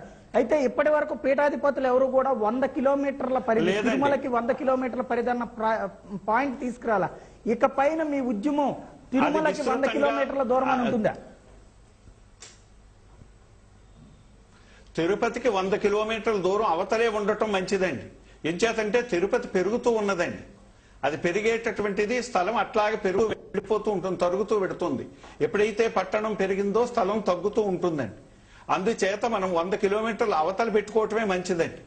రైట్. మీరేమంటారు బలభద్ర? లేదు అంటే దానికి తీవ్రమైనటువంటి పరిణామాలు కూడా ఉంటాయి. రైట్ రైట్ అండి. ఒక్క నిమిషం లైన్లోనే ఉండండి. బలవంతరావు గారు మీరేమంటారు? అంటే ఇక్కడ జరుగుతున్నటువంటిది కుట్రపూరితమా లేకపోతే కాకతాళీయమా? వ్యూహాత్మకంగా మతోన్మాదులు సృష్టిస్తున్నటువంటి ఒక దృష్టాంతం. ఎవరు వాళ్ళు? దాన్ని ప్రభుత్వం బయటికి తీయాలి. ఎందుకంటే నవహర ఏదైతే పెట్టిందో మద్రసా అంటున్నారు. మద్రసాలు దేశంలో అన్ని చోట్ల జరుగుతున్నాయి, దానికి ఎవరు అభ్యంతరం జరపలేదు. ఇస్లామిక్ యూనివర్సిటీ అని బోర్డు పెట్టేదాకా స్థానిక గ్రామ పంచాయతీకి తెలియదు, విద్యా విభాగానికి తెలియదు, కలెక్టర్కు తెలియదు, రాష్ట్ర ప్రభుత్వానికి తెలియదు, కేంద్ర ప్రభుత్వానికి తెలియదు. ఇంత బాహటంగా జరుగుతుంటే దాన్ని ఆపలేని అసమర్థ ప్రభుత్వాలు మనకి. రెండవది, అక్కడ permission ground and first floor కూడా తీసుకోలేదు. మనం మాట్లాడుతున్నాం ఇప్పుడు టెక్నికల్ పర్మిషన్ G+1. అక్కడ ఉన్నది ఏంటంటే హుడా అనేది పరిధి లోపల అది ఉన్నది. నేషనల్ హైవేకు 200 మీటర్ల పరిధిలో కడుతున్నటువంటి దానికి టెక్నికల్ అప్రూవల్ కొరకు తుడాను కాంటాక్ట్ చేయాలనేది ప్రావిజన్. అయితే ఆ ప్రావిజన్, ఆ పర్మిషన్ కొరకు కూడా పంచాయతీ సమితి నుండి పోవాలి. వీళ్ళు డైరెక్ట్ గా పోయారు, మేము ఇక్కడ కట్టదలుచుకున్నాము. ఆ రకమైన టెక్నికల్ అప్రూవల్ ఉన్నది, కానీ అడ్మినిస్ట్రేటివ్ అప్రూవల్ ఏదైతే పర్మిషన్ కట్టడానికి అథారిటీ ఎవరు అంటే గ్రామ పంచాయతీ. గ్రామ పంచాయతీకి వీళ్ళు అప్లికేషన్ పెట్టలేదు, పర్మిషన్ తీసుకోలేదు. గ్రామ పంచాయతీ ఇల్లీగల్ కన్స్ట్రక్షన్ నోటీస్ ఇస్తే నోటీసును ఖాతరు చేయలేదు. 1 కాదు 2 కాదు 3, 4 నోటీసులు ఇచ్చినా దాన్ని ఖాతరు చేయలేదు. అయితే ఇవన్నీ జరుగుతుంటే ఎవరి అండ లేకుండా ఒక మహిళ ఇంత పెద్ద కట్టడం చేస్తున్నది అంటే ఇది సాధ్యమేనా? రైట్. రషీద్ గారు మీరు కూడా దీంతో ఏకీపిస్తారు. అన్య మతానికి సంబంధించినటువంటి ఒక వివాదాన్ని కొత్తగా సృష్టించే ప్రయత్నం వద్దని, ఇట్లాంటి ఒకళ్ళకొకళ్ళకి ఒకేసారి ప్రార్థనలు జరిగేటువంటి సమస్యలు సృష్టించకూడదని చెప్పి మీరు కూడా భావిస్తారా, నమ్ముతారా? ఇప్పుడు మన రాజ్యాంగం ప్రకారంగా ప్రతి ఒక్కరికి హక్కు ఉందని నేను చెప్పాను కదా. రైట్. ఆ ప్రకారంగా నేను మసీదులో అల్లాహు అక్బర్ అని హక్కు నాకున్నది. అదేవిధంగా ఇతరులకు గంట కొట్టుకునేది, ప్రార్థన చేసేది, భజన చేసే హక్కు వాళ్ళకు ఉన్నది. కాబట్టి కాకపోతే మైకులు పెట్టాలని లేదు కదా ఖురాన్లో. మైకులు అంటే ఇప్పుడు ప్రార్థన చేసుకోండి, మాకు అభ్యంతరం లేదు. మైకులు పెట్టి మొత్తం మా పద్ధతి ఏంటంటే ఆ పిలుపు విన్నవాడు సమయం మందిని రావడానికి పిలిపిస్తారు. కాబట్టి అక్కడ పిలుపు ఇవ్వడం తప్పు కాదు, అక్కడ భజన చేయడం కూడా తప్పు కాదు. కాబట్టి ఎవరికైనా అలా వారిద్దరి మధ్యన ఏదైనా వాళ్ళకి ఏమైనా ఆటంకం కలిగితే దాన్ని మనం కూర్చొని పరిష్కారం చేసుకోవాలి. అంతే. అంటే ఇక్కడ ఒక ప్రధానమైన సమస్య వస్తుంది. ఇందాక ఆయన చెప్పినటువంటి దాంట్లో మసీదులకి ముందు నుండి ఒక బ్యాండ్ మేళం గానీ అట్లాంటిది వెళ్ళడాన్ని నిషేధించున్నటువంటిది. మీరు చెప్పినటువంటి విధంగా పరమత సహనం అనే కాన్సెప్ట్ లో గుడి ముందు నుండి వేరే మతాలకు సంబంధించినటువంటి వాళ్ళు ఊరేగింపు వెళ్ళొచ్చు, కానీ మసీదు ముందు నుండి వెళ్ళినప్పుడు ఆ బ్యాండ్ మేళాలు వినిపించకూడదు అన్నటువంటి ఆంక్ష ఉంది. రేపు పొద్దున ఏ తిరుమల తిరుపతి దేవస్థానానికో ఇప్పుడు ఇది పాదయాత్రలో వచ్చేటువంటి రూట్లో వీళ్ళు ఏ బ్యాండ్ మేళాలో మోయించుకుంటూ అటు నుంచి వస్తుంటే అక్కడికి వచ్చినప్పుడు ఆపేయమన్నటువంటి బోర్డులు కూడా పెట్టారని చెప్తున్నారు ఆయన. అంటే అది ఆ లోపల ఇప్పుడు పెద్ద ప్రార్థనా స్థలంగా పెట్టాము, పెద్ద స్కూల్గా పెట్టాం కాబట్టి లోపల ఆటోమేటిక్ గా ప్రార్థనలు చేసుకుంటారన్నటువంటి పేరుతో దీనికి ఒక రిస్ట్రిక్షన్ పెడితే ఇప్పుడు మిగతా ఆల్రెడీ ఒక వివాదం స్వతంత్రం రాకముందు నుండి ప్రారంభమైనటువంటి కాశీ, మధుర, అయోధ్య తరహాలో ఒక కొత్త వివాదాన్ని ఇప్పటిదాకా ప్రశాంతంగా ఉన్నటువంటి ఏరియాలో సృష్టించే ప్రయత్నం జరుగుతుంది అంటున్నారు. అది కరెక్టే అనుకుంటున్నారా? అట్లాగే జరగాలని కోరుకుంటున్నారా? అట్లా జరగకూడదు. వాళ్ళు కనుక అలా బోర్డు పెట్టారంటే అది తప్పు. వాళ్ళు ఒకవేళ మదర్సా వాళ్ళు బోర్డు అలా పెట్టారంటే అది తప్పు. వాళ్ళు వాయించుకుంటూ పోతే వాళ్ళ భజన, వాళ్ళ విశ్వాసం, అది వాళ్ళు అల్లాహ్ అక్బర్ అంటే వాళ్ళ విశ్వాసం వాళ్ళు పిలుస్తారు. కాబట్టి ఎవరికి అబ్జెక్షన్ లేకుండా తమ తమ పనులు చేసుకుని తమ తమ ఆరాధన చేసుకుంటే ఎలాంటి చిక్కులు ఉండవు. ఆ బిల్డింగ్ కొరకు ఫండ్స్ రేజ్ చేయడం అనేది స్థానికంగా తిరుపతి నుంచి లేదా చిత్తూరు జిల్లా నుంచి, కడప జిల్లా నుంచి, ఆంధ్ర రాష్ట్రం నుంచి డబ్బులతో కట్టిస్తే ఇలాంటి వివాదం వస్తలేకుంటాయి. అన్ని బయటి పైసలతోటి కడుతున్నటువంటి దానికి ఫెరా కానీ, ఎన్ఫోర్స్మెంట్ డెవలప్మెంట్ డిపార్ట్మెంట్ కానీ, ఇన్కమ్ ట్యాక్స్ డిపార్ట్మెంట్ కానీ ఇన్ని డబ్బులు కోట్ల రూపాయలు ఇక్కడ వచ్చి కన్స్ట్రక్షన్ చేస్తుంటే ఏ విధంగా వస్తున్నాయి అనేది కూడా వెరిఫై చేయలేదు. రైట్, ఇది ఎంతవరకు సమంజసం? రైట్. రెండవది దీనికి వాసుదేవానందగిరి స్వామి, ఈ రోజున దేశంలో ఇతర మతాలకు సంబంధించినటువంటి అంశాల్లో ఒకవైపున నిధులు నేరుగా విదేశాల నుండి వస్తున్నాయి. ఇంతకు ముందు మీరు గట్టిగా పోరాటాలు సాగించారు నిధులని విదేశాల నుండి తీసుకొచ్చేటువంటి సంస్థల మీద దర్యాప్తు జరపాలని. ఇప్పుడు అట్లాంటి దర్యాప్తు జరుగుతుందని నమ్ముతున్నారా? ఇప్పుడు ఈ సంస్థకి వచ్చినటువంటి నిధులు అంతా కూడా విదేశాల నుండినే వచ్చినప్పుడు ఇది కావాలని తిరుపతిలో అన్నటువంటి పేరుతో సమీకరించినటువంటి నిధులు అనుకుంటున్నారా, లేకపోతే మామూలుగా వాళ్ళకు ఉన్నటువంటి పలుకుబడితో సంపాదించినటువంటి నిధులు అనుకుంటున్నారా? ఇది అంటే ఆలీ గారు చెప్పారు. చెప్పండి స్వామి. హలో, చెప్పండి స్వామి. ఆలీ గారు చెప్పారు. ఇప్పుడు అది ముందే మనం ఇబ్బంది ఏదైతే ఉందో ఆ ఇబ్బంది రాకుండా అక్కడ ఆ విద్యాలయమే లేకుండా ఉంటే మంచిదండి. ఎప్పుడో జరిగిన తరువాత అప్పుడు ఇది తప్పు ఇది ఒప్పు అని ఆర్గ్యుమెంట్ చేసే కన్నా ఇప్పుడు మొదట్లోనే ఆ విశ్వవిద్యాలయం లేకుండా అక్కడ కట్టకుండా అనుమతి ఇవ్వకుండా అక్కడ నుండి వేరే చోటికి పంపేస్తేనే మంచిదండి. ఇక్కడ ఈ యొక్క వారికి కావలసిన ద్రవ్యం అంతా కూడా విదేశాలు, స్వదేశంలో ఉన్నటువంటి ముస్లిం సంస్థలు ఇవన్నీ చేకూర్చవచ్చండి. ఏ విధంగానైనా చేకూర్చుకోవచ్చు వాళ్ళు. కానీ అక్కడ మాత్రం కట్టడం మాత్రం అది మంచి పద్ధతి కాదు. అంటే వివాదం అనేటటువంటిది ఇప్పుడు కాశీలో వివాదం ఇంకా పూర్తవ్వలేదండి, అయోధ్యలో వివాదం పూర్తవ్వలేదు. ఫైనల్ గా మీరు ఒకటి చెప్పండి స్వామి, ఈ రోజున రాష్ట్ర ప్రభుత్వం ఇలాంటి అనుమతులు ఇచ్చినా ఇంత వివాదాస్పదం అవుతున్న స్వయంగా ఆ జిల్లాకే చెందినటువంటి ముఖ్యమంత్రి గాని, ప్రధాన ప్రతిపక్ష నేత చంద్రబాబు గాని ఈ అంశంలో నోరు మెదపటం లేదు. వాళ్ళకి మీరు ఏం సలహా ఇవ్వదలుచుకున్నారు? వారు నిజంగా హిందువులైతే వారికి ఆ రక్తంలో గాని ఉంటే హిందుత్వం తప్పకుండా వారు అంటే స్పందించేవారండి. ఆ అణువులు తక్కువగా ఉన్నాయేమో అనిపిస్తుందండి నాకు. రైట్, వారు హిందువులు అనేది పక్కన పెడదాం, లౌకికవాదులు లేకపోతే రాజకీయ నాయకులు, అలాంటి వాళ్ళకి ప్రజల మధ్యన ఓట్లు కావాలని కోరుకునేటువంటి వాళ్ళకి ఏం సలహా ఇస్తారు మీరు? అంటే వారికి ఓట్లు కావాలిస్తే ఓట్లు అడగమనండి. కానీ ఈ మతపరమైనటువంటి సామరస్యాన్ని తగ్గించి రెచ్చగొట్టి వారు పబ్బం గడుపుకోవాలి అనుకుంటే వారి ఉనికినే కోల్పోతారండి. థ్యాంక్ యూ అండి, థ్యాంక్ యూ స్వామీజీ. మీరు మా విజయవాడ స్టూడియోకి వచ్చి చర్చలో పాల్గొన్నందుకు. రషీద్ గారు, ఇక్కడ రాజకీయ నేతలకి ఓట్లు కావాలి, మైనారిటీ ఓట్లు సాలిడ్ ఓట్లు వస్తాయి. ఆ సాలిడ్ ఓట్ల సమయంలో ఇలాంటి సమస్యలు సృష్టించినా కూడా దాన్ని వెనకాల ఉండకపోయినా కానీ సమస్య పరిష్కారానికి అయితే ముందుకు రారు. ఇప్పుడు ప్రజలు ఏం చేయాలా? ముస్లింలు కానీ హిందువులు కానీ సామరస్యంగా ఉండాలని కోరుకునేటువంటి లౌకిక భారతదేశం, కానీ ఇప్పటిదాకా ఉన్నటువంటి సమస్యల పరిష్కారం పోయి ఇప్పుడు కొత్త సమస్యల్ని సృష్టించుకుంటున్నటువంటి సమయం. ప్రత్యేకించి భారతదేశంలో హిందువులు, ప్రపంచంలో ఉన్నటువంటి హిందువులందరికీ ఏకైక ఆధ్యాత్మిక ప్రసిద్ధ హిందూ క్షేత్రం అయినటువంటిది ఈ రోజున తిరుమల తిరుపతి. ఈ రెండింటిలో వివాదాన్ని సృష్టించాలనుకునేటువంటి నాయకులు పుట్టుకొచ్చినప్పుడు లేదా ఇలాంటి వ్యవస్థని సృష్టించాలనుకున్నప్పుడు వాళ్ళకి ఒక ముస్లింగానైనా ఒక భారతీయుడిగానైనా ఏం సలహా ఇస్తారు? నేను ఒక ముస్లింగా ఒక భారతీయుడిగా సలహా ఇచ్చేది ఏంటంటే, అది ఎలాగో అక్రమంగా కట్టిందని చెప్పబడుతున్నది కాబట్టి కోర్టు తీర్పు వచ్చే వరకు ఆగాల. ఆ కోర్టు తీర్పు ఎలా వస్తుందో చూడాల. ఎందుకంటే మనకు భారతదేశపు కోర్టు మీద మనకు విశ్వాసం ఉంది, మనకు రాజ్యాంగం మీద విశ్వాసం ఉంది, మన మత సామరస్యం కోరుకునే వాళ్ళం. కాబట్టి శాంతియుతంగా అది కోర్టులో గనక లేకపోతే ఏదైనా చెప్పేవాడిని.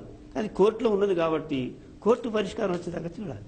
రైట్, మీరు కోర్టు పరిష్కారం వచ్చేదాకా చూస్తారు. ఇప్పుడు అక్కడ ఉన్నటువంటి కట్టడం ఏదైతే ఉన్నదో, ఈ ఇస్లామిక్ యూనివర్సిటీ ఏదైతే ఉన్నది, దాన్ని బ్యాక్గ్రౌండ్లో ఒకసారి ఆలోచిస్తే, పుత్తూరులో మొన్న ఉగ్రవాదులు దొరికారు. తిరుపతి యొక్క బ్రహ్మోత్సవాలలో దాన్ని డిస్టర్బ్ చేయాలని బాంబులతో అక్కడ ఉగ్రవాదులను పట్టుకున్నారు. అంతకుముందు చంద్రబాబు నాయుడు గారి మీద నక్సలైట్ దండయాత్ర జరిగింది.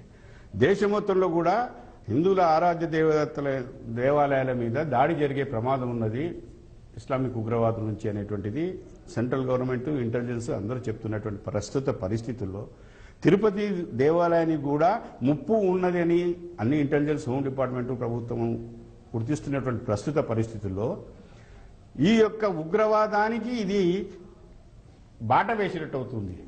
ఒకవేళ మీరు నిజంగానే ఉంటే తిరుపతిలో మీరు చెప్పినప్పుడు మసీదులు ఉన్నాయి, దానికి అభ్యంతరం చెప్పలేదు కదా. విశ్వవిద్యాలయము ఎడ్యుకేషన్ రిగార్డింగ్ ఇస్లాం ఇవ్వడంలో ఎక్కడిచ్చినా తప్పు లేదు. కానీ సమస్యను సృష్టించే దగ్గర ఇవ్వడం ఎందుకు? హైదరాబాద్లో పెట్టుకోండి, వరంగల్లో పెట్టుకోండి, ఎక్కడైనా పెట్టుకోండి.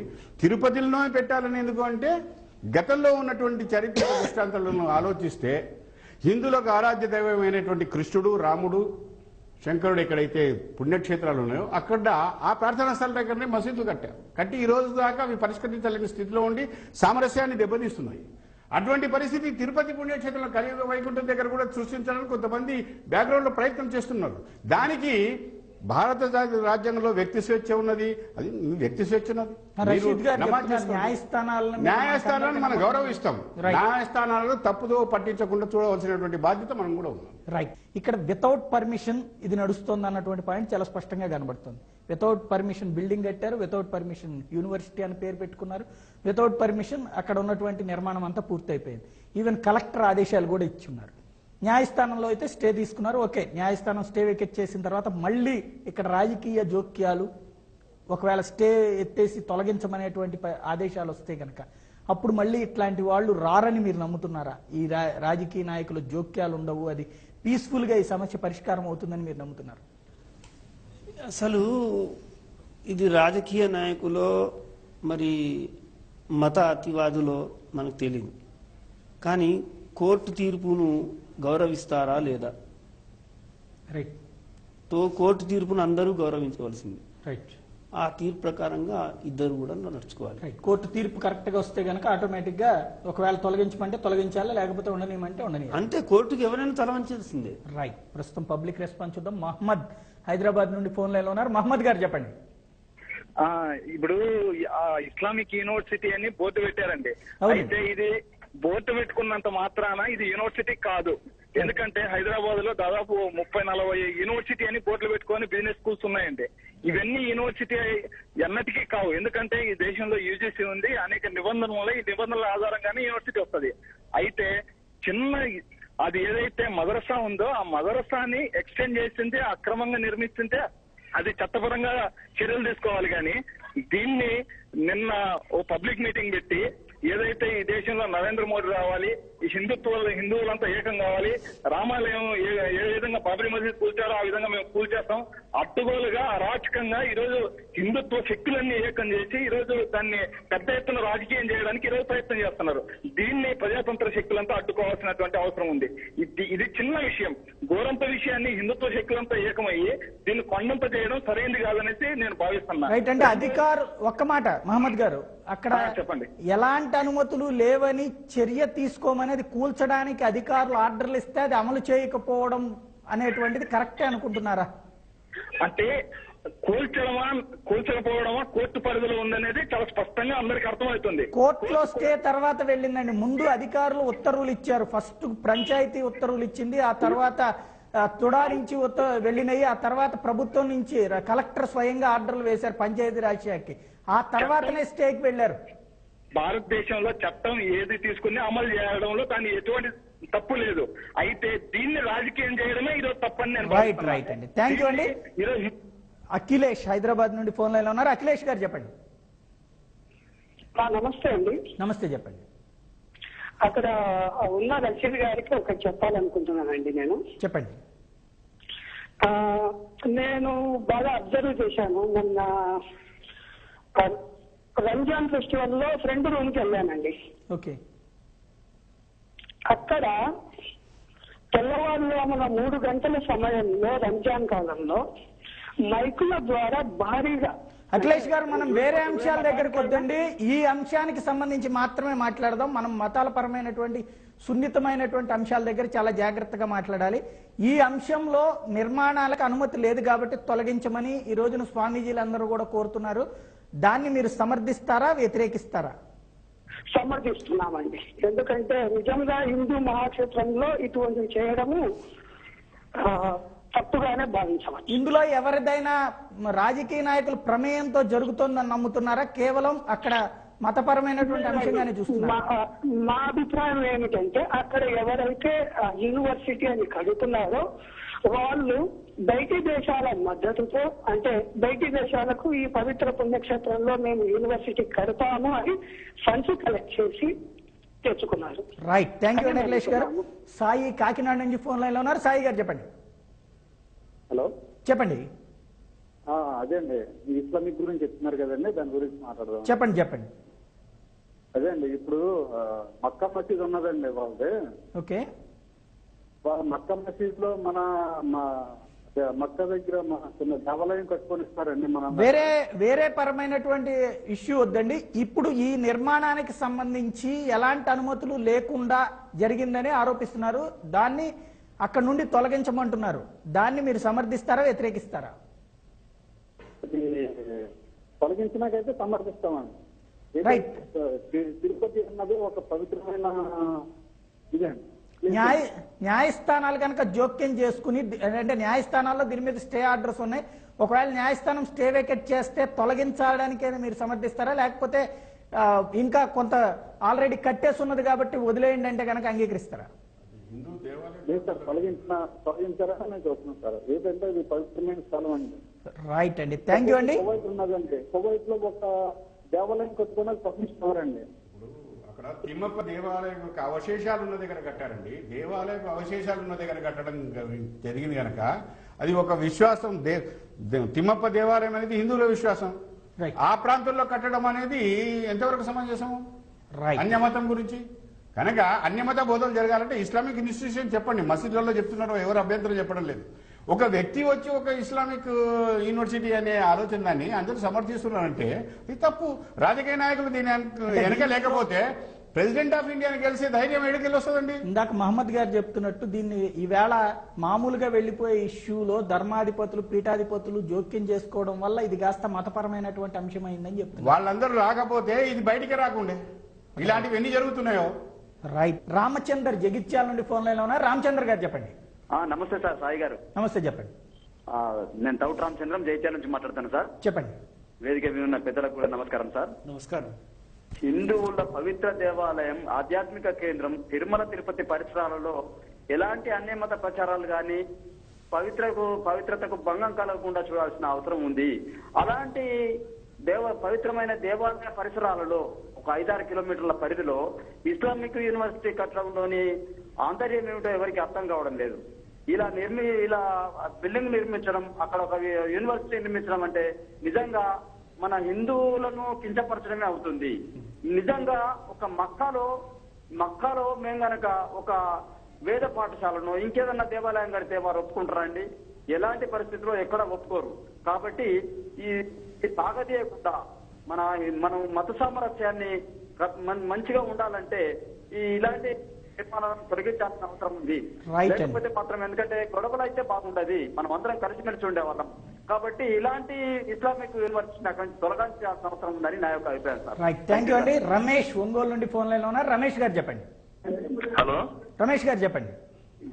సార్ సార్ మాట్లాడు సార్.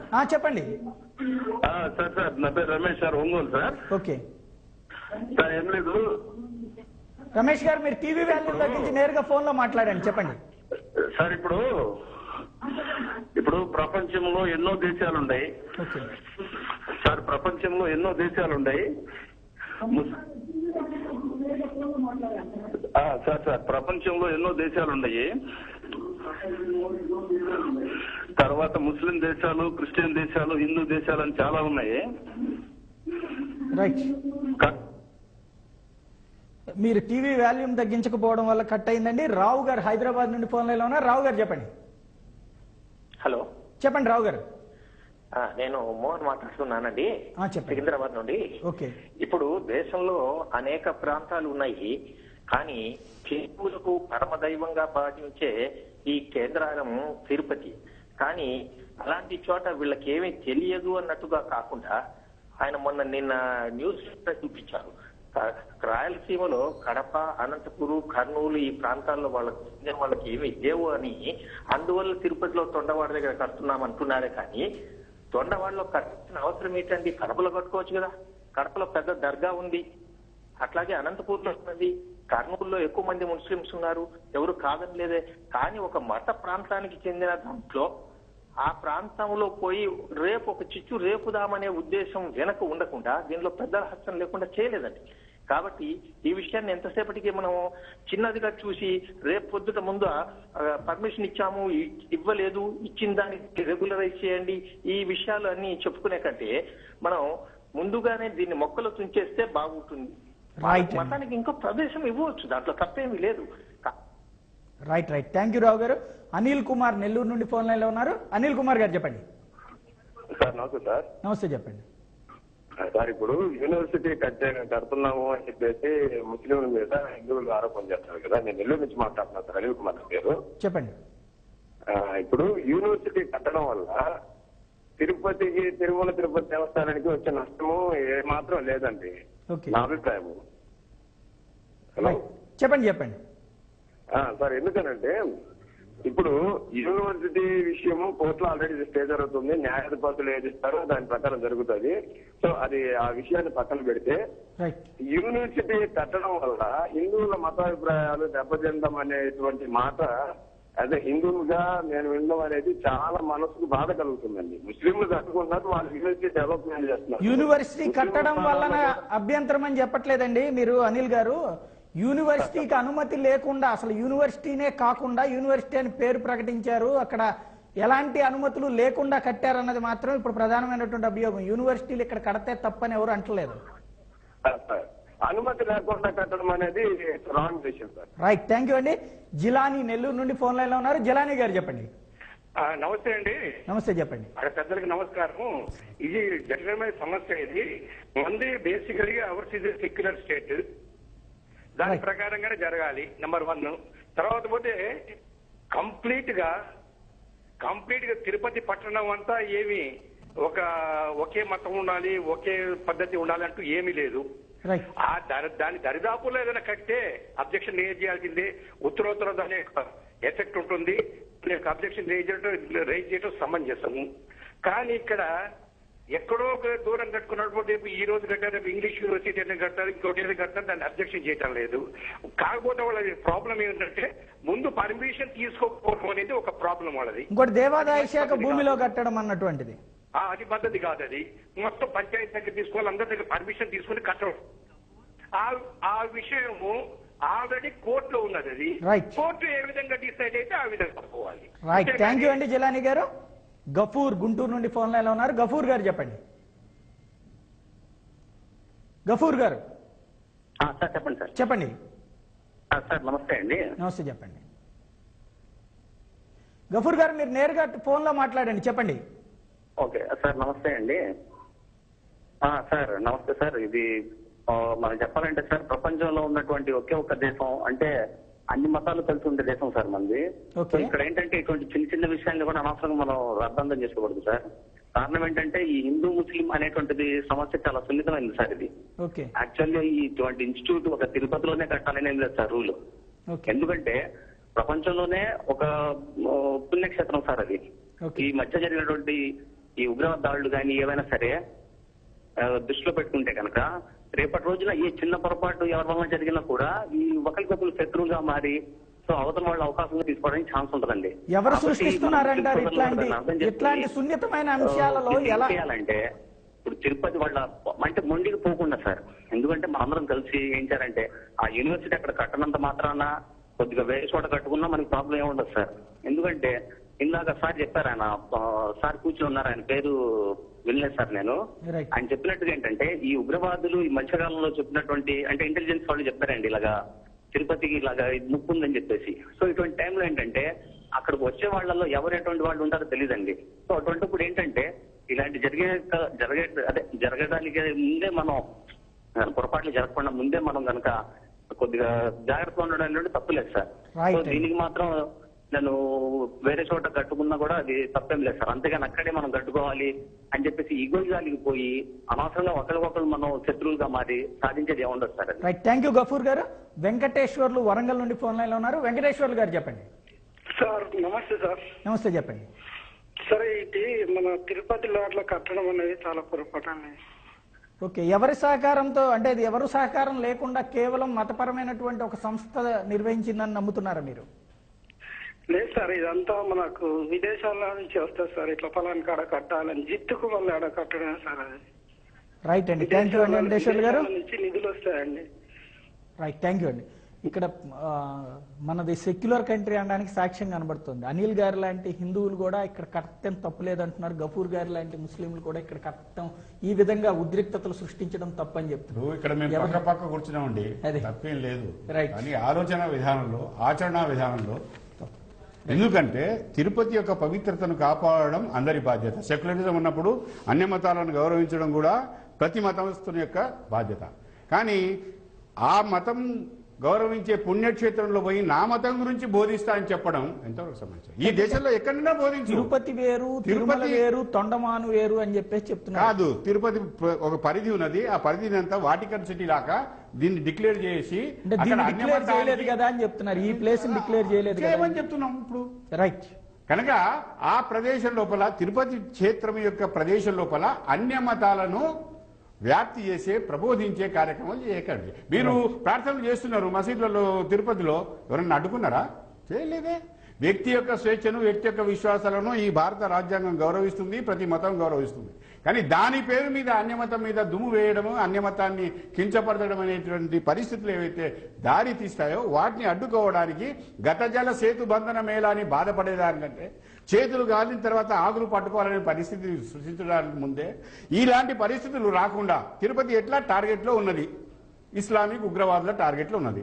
అటువంటి చోట్ల ఇటువంటి దానికి అవకాశం ఇవ్వడం మంచిది. మొక్కై వంగనిది మానవి వంగదు. కనుక ఈ క్షణమే దాని గురించి ఇక బిల్డింగ్ విషయంలో అన్నారు, సజెషన్ ఇవ్వచ్చు కోర్టుకు. మనం ఆ బిల్డింగ్ తిరుపతి యూనివర్సిటీకి, ఎస్విఎస్ యూనివర్సిటీకి ఇచ్చి అక్కడ విద్యాబోధన చేయించుకోండి, మనకు అభ్యంతరం లేదు. కానీ ఆ భూమి ఎండోమెంట్స్ తిమ్మప్ప దేవాలయాది ఉంటే మళ్ళీ అది డిస్ప్యూటెడ్ పాయింట్ అవుతుంది కదా. కనుక అది తేల్చేవారు. రైట్, ఫైనల్ గా ఒకటి చెప్పండి. ఈ రోజున ఈ సమస్య పరిష్కారానికి కోర్టు ఇచ్చేటువంటి ఆదేశాల వరకు మీరు సైలెంట్ గా ఉండి కోర్టు ఆదేశాల తర్వాతనే తదుపరి చర్యకి సిద్ధమవుతారా? లేదంటే గనక ఈ తరహా ఆందోళనలు లేదంటే ఈ తరహా ఉద్యమాలు చేస్తామని చెప్పడం ద్వారా కొత్త ఉద్రిక్తతలు జరగడం మంచిదేని అనుకుంటున్నారా? కోర్టును అందరం గౌరవించాల్సిందే. ఉదాహరణకు చెప్తాం, ఇంతకుముందు అయోధ్య తీర్పు రాకముందు అందరూ చెప్పారు రాజకీయ నాయకులు కోర్టు తీర్పును శిరసాయిస్తామని. కానీ అయోధ్య తీర్పు వచ్చిన తర్వాత మళ్ళీ దేశం మొత్తంలో ఉద్యమాలు చేస్తున్నారు.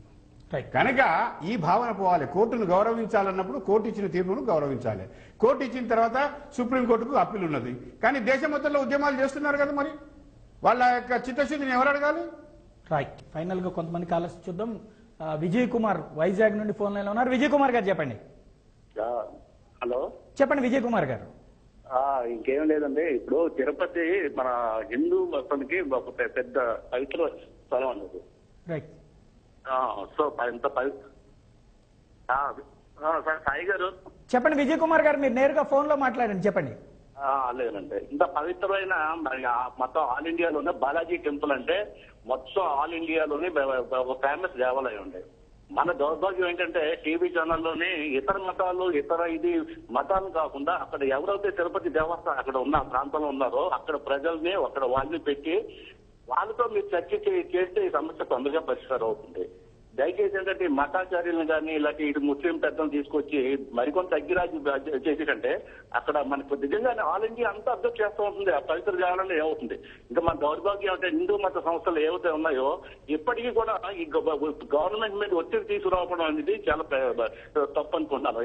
ఇలాంటి విషయాలు ఏదైనా విషయాలు జరిగినప్పుడు ఆందోళన చేసి కంటే ముందు నుంచి ఒక పరిబందీగా దీనిలో చేస్తే ఎంతో బాగుంటుందని ఆశిస్తున్నాను. Right, thank you Vijay Kumar గారు. బాలు హైదరాబాద్ నుండి ఫోన్ లైన్ లో ఉన్నారు.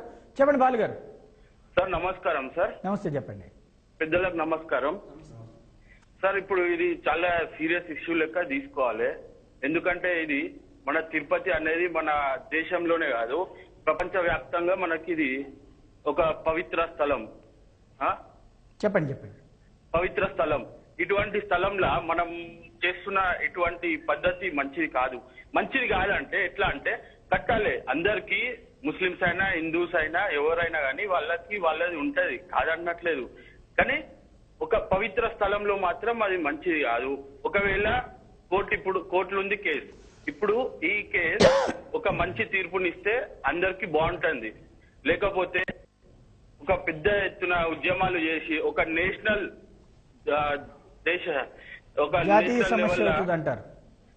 లెవెల్ ఇష్యూ చేద్దామని చెప్పేసి మేము అనుకుంటున్నాం. రైట్ అండి, థ్యాంక్ యూ బాలు గారు. అనిల్ హైదరాబాద్ నుండి ఫోన్ లైన్ లో ఉన్నారు. అనిల్ గారు చెప్పండి.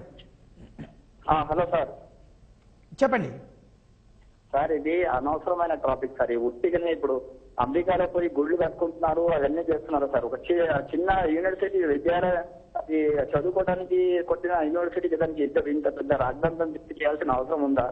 ఉట్టిగానే వీళ్ళు పబ్లిక్ ని భ్రమ పెట్టి హిందూస్ ముస్లిమ్స్ అని కొట్లాడడానికి ఇవన్నీ చేస్తున్నారు. ఇవన్నీ జరగకుండా పెద్దలు చర్యలు తీసుకుంటే బాగుంటది. రైట్ అండి, థ్యాంక్ యూ అండి. వజీరుద్దీన్ హైదరాబాద్ నుండి ఫోన్ లైన్ లో ఉన్నారు. చెప్పండి. హలో, చెప్పండి సార్. నేను హైదరాబాద్ నుంచి వెంకటేశ్వర్లు అండి. వెంకటేశ్వర్లు గారు చెప్పండి.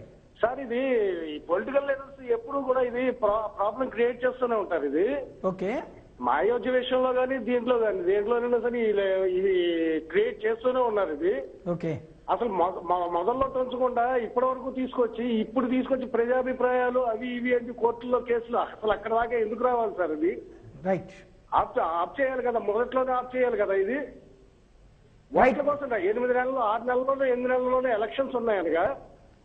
హలో, వాళ్ళు మొట్టమొదటి దశలో ఏ చర్యలు తీసుకోకపోబట్టినే ఇప్పటిదాకా వచ్చిందండి. అక్కడ పంచాయతీ వాళ్ళు నోటీసులు ఇచ్చినా ఏ చర్య తీసుకోలేదు, నిర్మాణం జరిగిపోయింది. 8 నెలల్లో ఎలక్షన్స్ ఉన్న టైంలో, ఒక 6 నెలల్లోనే 8 నెలల్లోనే ఎలక్షన్స్ ఉన్న టైంలో ఈ వివాదం తీసుకురావడం అనేది ఎలక్షన్స్ కోసం, ఓట్ల కోసం స్పష్టంగా తెలిసిపోతుంది కదా సార్. ఇది రైట్ అండి, థ్యాంక్ యూ వెంకటేశ్వర్లు గారు. గణేష్ హైదరాబాద్ నుండి ఫోన్ లైన్ లో ఉన్నారు. గణేష్ గారు చెప్పండి. హలో, గణేష్ గారు చెప్పండి.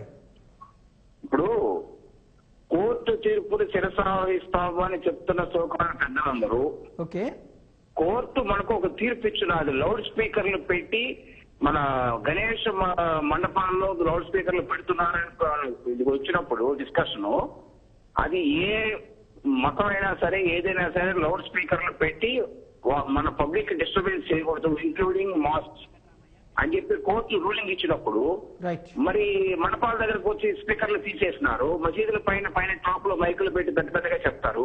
అది తీసేసే ధైర్యం చేసినారా? ఒకసారి కన్స్ట్రక్షన్ అయిన తర్వాత మన రాజ్యాంగ చరిత్రలో ఎప్పుడైనా కట్టడాన్ని పూర్తి చేసిన సంఘటన ఉన్నదా? రైట్ అండి, థ్యాంక్ యూ అండి గణేష్ గారు.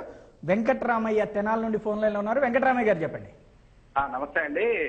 అసలు ఏదైనా చిన్న కట్టడం కడుతుంటేనే పట్టణాల్లో గానీ అక్కడ గానీ మున్సిపాలిటీ వాళ్ళు ఇమీడియట్ గా వచ్చి మీరు ఇది కట్టద్దు, మీరు ఆపేయాలి అని నోటీస్ ఇస్తూ ఉంటారు.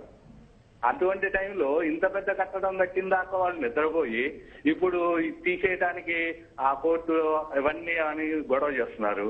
ఆ తర్వాత ఇప్పుడు అది గవర్నమెంట్ హ్యాండ్ ఓవర్ చేసుకొని వాళ్ళకి ఆ డబ్బు ఇచ్చేసి వాళ్ళు ఇంకో చోట ఎక్కడో చోట కట్టుకుంటే తప్పులేదు కదా.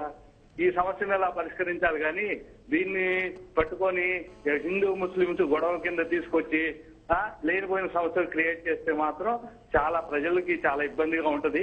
ఇది పెద్ద సమస్య. అదే నా అభిప్రాయం. అందుకని గవర్నమెంట్ ఏం చేయాలంటే ఈ డబ్బు వాళ్ళకి ఇచ్చేసి అది గవర్నమెంట్ హ్యాండ్ ఓవర్ చేసుకోవాలా. అది ఆల్రెడీ దేవాదాయ భూమి అంటున్నారు కాబట్టి వాళ్ళు హ్యాండ్ ఓవర్ ఇచ్చేయాలా. లేదంటే తిరుమల దేవస్థానం నుంచి అయినా ఆ డబ్బులు ఇచ్చేసి వాళ్ళకి అన్ని హ్యాండ్ ఓవర్ చేసుకోవడం మంచిదండి. థ్యాంక్ యూ అండి వెంకటరామయ్య గారు. ప్రసాద్ మక్తల్ నుండి ఫోన్ లైన్ లో ఉన్నారు. ప్రసాద్ గారు చెప్పండి. సార్ నమస్తే సార్. నమస్తే చెప్పండి సార్. మనం నాడు పాలకులు చేసిన రాజులు చేసిన తప్పుల వల్ల అయోధ్య ఇష్యూ వచ్చింది, సోమనాథ్ టెంపుల్ ఇష్యూ వచ్చింది, ఇది వచ్చింది. ఇప్పుడు ఈ ఇష్యూ వల్ల మళ్ళీ మనం కలిసి ఉండి ఏదైతే కలిసి ఉంటామో కలిసి ఉన్న దానికి హిందువులు ముస్లింలు కలిసి ఉన్న దానికి మళ్ళీ ఒక ఇష్యూ అయ్యి మళ్ళీ కొన్ని సంవత్సరాల వరకు అటు హిందువులకు ఇటు ముస్లిం యువకులకు మధ్యన అడ్డుగోడగా రావడానికి అవకాశం ఉంటుంది. కాబట్టి అక్కడ అది హిందువుల స్థలం అనేది తెలిసి ఉంది కూడా మళ్ళీ చేయడం అంటే అక్కడ ఏమి అనుమతి లేకుండా కట్టడం అంటే ఇది చాలా క్రూరమైన విషయము. ఆల్రెడీ అక్కడ హిందూ సమస్యది అని చెప్పి ఇంకోటి పౌరటి ప్రాజెక్టు సంబంధించిన ఇది అని చెప్పి తెలిసి కూడా అక్కడ కట్టడం అంటే కావాలని చేస్తున్న కుట్రలాగా అనిపిస్తుంది. కాబట్టి ఎప్పుడో దూరం నుంచి ఎప్పుడో కోర్టు తీర్పు వచ్చి చేయడము ఎప్పుడో వస్తుంది. హిందువుల్లో కూడా అక్కడ ముస్లింలు కూడా ఇద్దరి మధ్యన గొడవలు రావడానికి అవకాశం ఉంటుంది. కాబట్టి ఇది వాళ్ళు తెలుసుకొని అంటే ముస్లిం వాళ్ళు ఎవరైతే మత పెద్దలు ఉన్నారో ఆ మత పెద్దలు తెలుసుకొని మనము భారతదేశంలో ఉన్న ప్రతి దేవాలయం దగ్గర ఏదైనా ఊరేగింపు కొడితే ముస్లింలు వాళ్ళ మసీదుల ముందు కానీ వాళ్ళ ముందు కానీ మనం ఏ శబ్దం లేకుండా నిశ్శబ్దంగా పోతాము. కానీ ఈ దాన్ని మన సహనాన్ని వాళ్ళు మనం ఇది చేస్తున్నాము. అయితే ఈ సహనాన్ని వాళ్ళు పరీక్షించడాన్ని వాళ్ళు అలసుగా తీసుకుంటున్నారు. ఈ అలసుగా తీసుకోవడం వల్లనే వాళ్ళు ఇలా రెచ్చిపోతారని చెప్పి. థ్యాంక్ యూ ప్రసాద్ గారు. మల్లిక్ విశాఖపట్నం నుండి ఫోన్ లైన్ లో ఉన్నారు. మల్లిక్ గారు చెప్పండి. హలో చెప్పండి. హలో సార్ చెప్పండి. నేరుగా మీరు ఫోన్ లో మాట్లాడండి, టీవీ వాల్యూమ్ తగ్గించి. సార్ నేను మూలానండి వైజాగ్ నుంచి. ఓకే చెప్పండి. ఇప్పుడు ఇక్కడున్న భూమి గురించి ఓకే ఇంత వివాదం తీసుకొస్తున్నారు కదా. అవునండి. ఆ భూమి గవర్నమెంట్ కదా. అవునండి. మరి ఆ గవర్నమెంట్ అది దేవస్థానం భూమి ఉండి కూడా రైట్ మీరు నేరుగా ఫోన్ లో మాట్లాడండి. చెప్పండి సార్. ఆ భూమి గవర్నమెంట్ దేవస్థానం ఉంది కదా. ఇన్ని రోజులు బట్టి ఆ భూమి మీద దేవస్థానం ఏమైనా అజమాయిషీ లేకుండా ఉందా? రైట్. ఇప్పుడు అదేనండి, కలెక్టర్ అయితే దాన్ని తొలగించమని ఉత్తర్వులు కూడా ఇచ్చారు. ఆ ఉత్తర్వుల మీదే ప్రస్తుతం న్యాయస్థానానికి వెళ్ళినటువంటి పరిస్థితి ఉందండి. ఆల్రెడీ అక్కడ ఉన్నటువంటి పంచాయతీ దగ్గర నుండి అందరూ కూడా నోటీసులు ఇచ్చున్నారు. రైట్. అబ్దుల్ సికింద్రాబాద్ నుండి ఫోన్ లైన్ లో ఉన్నారు. అబ్దుల్ గారు చెప్పండి. అబ్దుల్ గారు మీరు కొంచెం టీవీ వాల్యూమ్ తగ్గించి నేరుగా ఫోన్ లో మాట్లాడండి. నమస్తే చెప్పండి. నమస్కారం అండి. ఒకసారి చెప్పండి అబ్దుల్ గారు, నేరుగా ఫోన్ లో మాట్లాడండి. మీరు టీవీ చూస్తూ కాకుండా నేరుగా ఫోన్ లో మాట్లాడండి. చెప్పండి. సరే అండి, చిన్న విషయం చెప్పవస్తున్నాను మీ అందరికి. చెప్పండి. హలో అబ్దుల్ గారు, మీరు ఇలాగ టీవీ చూస్తూ ఆన్సర్ చేయడం అంటే కష్టమవుతుందండి. చెప్పగలుగుతారా లేదా? హలో రైట్ అండి. థ్యాంక్ యూ అండి. ఫైనల్ గా ఈవేళ పబ్లిక్ లో అయితే భిన్నమైనటువంటి వాదనలు వస్తున్నాయి. ఒక మధ్య మార్గ పరిష్కారం కావాలని కొంతమంది, ఇంకొకటి కోర్టు తీర్పు వైపు చూడమని కొంతమంది. ఇద్దరు కూర్చుని మాట్లాడుకుంటే దీనికి ఆ భూమికి సంబంధించినటువంటి విలువ ఇచ్చారు. రేట్లు ఏవైతే 2 ఎకరాలు కొన్నారో దానికి సంబంధించినటువంటి రేట్ ఇవ్వడం కానీ ఆ కన్స్ట్రక్షన్ వాల్యూ వరకు కట్టేసేసి తీసుకోమని ఇట్లాంటి పరిష్కారాలు చాలా వచ్చినాయి. ఇట్లాంటిది ఒక మధ్య మార్గ పరిష్కారం ప్రస్తుతం ఉన్నటువంటి ప్రభుత్వాల చేతిలో సాధ్యమవుతుందని మీరు నమ్ముతున్నారు? చట్టానికి ప్రభుత్వం పనిచేయలేదు కదండి. అంటే చట్టాలకు మధ్య మార్గంగా మేము ఈ సమస్యని చట్టాన్ని గౌరవించడం పౌరుని కర్తవ్యం, కానీ చట్టాలను సామరస్యంగా అంటే అది చట్టాలకున్న విలువ ఏంటి? రైట్. మీరేమంటారు? మధ్య మార్గ పరిష్కారం సాధ్యమవుతుందని నమ్ముతున్నారా, లేదా న్యాయస్థానం తీర్పు వరకు ఆగుదాం అంటారు? మధ్య మార్గంలో పరిష్కరించుకోవడం చాలా మంచిది. ఎందుకంటే కోర్టులు చాలా సుదీర్ఘ కాలం తీసుకుంటారు. కాబట్టి మధ్య మార్గం ఆ స్థాయిలో ప్రభుత్వం చర్య తీసుకుంటుందని నమ్ముతున్నారా? ఇప్పటిదాకా స్పందించని ప్రభుత్వం చేస్తుంది అనుకుంటున్నారా? చర్య తీసుకుంటుందో లేదో అదే ఆలోచించి చెప్పాలా. ప్రభుత్వ అభిప్రాయం మేమే చెప్తాం. ఒక ధార్మిక క్షేత్రం లోపల అన్యమతాన్ని ప్రబోధించే ఇంటర్నేషనల్ యూనివర్సిటీ రావడం అనేది శాంతిని భగ్నం చేసేటువంటి పరిస్థితులు వస్తాయి. కనుక అటువంటివి రాకుండా చూడడమే మన బాధ్యత. ఒక నిమిషం చెప్పండి. ఇప్పుడు ఇదంతా వివాదం అయ్యగారి మాట వల్ల ఒక్క మాట చెప్తున్నా. అది ఎన్ని సంవత్సరాల నుంచి నడిచినా కూడా ధర్మ ప్రచారం మాత్రం కూడా చేయలేదు. పాఠశాలలో పాఠాలు నడుపుకుంటున్నారు, అమ్మాయిలకు పాఠాలు నేర్పుతున్నారే కానీ అక్కడ ధర్మ ప్రచారం ఇంతవరకు జరగలేదు. అది ఫైనల్ అన్నమాట. ఆ కట్టడం ఉన్న దగ్గర లేదని కోర్టుకి అఫిడవిట్ ఇచ్చిన తర్వాత అక్కడ జరుగుతున్నదని మనం ఎట్లా అంటామండి? అఫిడవిటే ఇచ్చారు, అక్కడ ఇంతవరకు మద్రసా లేదు అని. కనుక డిస్ప్యూట్ చేసే అది కోర్టు చూసుకుంటుంది కదా, కనుక దాని గురించి డిస్ప్యూట్ చేసే అవసరం. ఇది పరిస్థితి. మొత్తం మీద ఒక నిర్మాణం అయితే జరిగిపోయింది. ఆ నిర్మాణానికి వెనకాల ఉన్నటువంటి మర్మం ఏమిటన్న దాని మీదనే ఈ రోజున వివాదం అవుతుంది. స్వాములందరూ ఒక్కటై ఉద్యమం బాటపట్టారు. అయితే ఆ స్వాములకి మద్దతు ఇవ్వాల్సినటువంటి వ్యవస్థ ఉందా లేదా అన్నటువంటి కోణం పక్కన పెడితే, ప్రస్తుతం స్వాములు ఒకవైపున, ప్రభుత్వం మరొక వైపున, ఇక్కడ పార్టీగా ఆ విద్యా సంస్థకు సంబంధించినటువంటి నిర్వాహకులు మరొక వైపున, ముగ్గురు మూడు వైపులా ఉన్నటువంటి సమయంలో దీనికి మధ్య మార్గపు పరిష్కారం ఆలోచించేటువంటి బాధ్యతను ప్రభుత్వం తీసుకుంటుందా అంటే ప్రస్తుతానికైతే న్యాయస్థానానికి వదిలేసింది. మరి న్యాయస్థానం ఆదేశాలు ఇచ్చిన తర్వాత ఆ ఆదేశాలు అమలు చేయడానికి ప్రభుత్వం ముందుకు వస్తుందా, లేదా లౌకికత్వం అన్నటువంటి పేరుతో ఈ సమస్యని కొనసాగించడానికి ముందుకు వెళ్తుందా అన్నటువంటిది రానున్న రోజుల్లో తేలాల్సినటువంటి అంశం. ఇది అంశానికి సంబంధించి చర్చ. తాజా అప్డేట్స్ సరికొత్త బులెటిన్ మరి కాసేపట్లో మీ ముందుంటుంది. చూస్తూనే ఉండండి జెమ్ న్యూస్.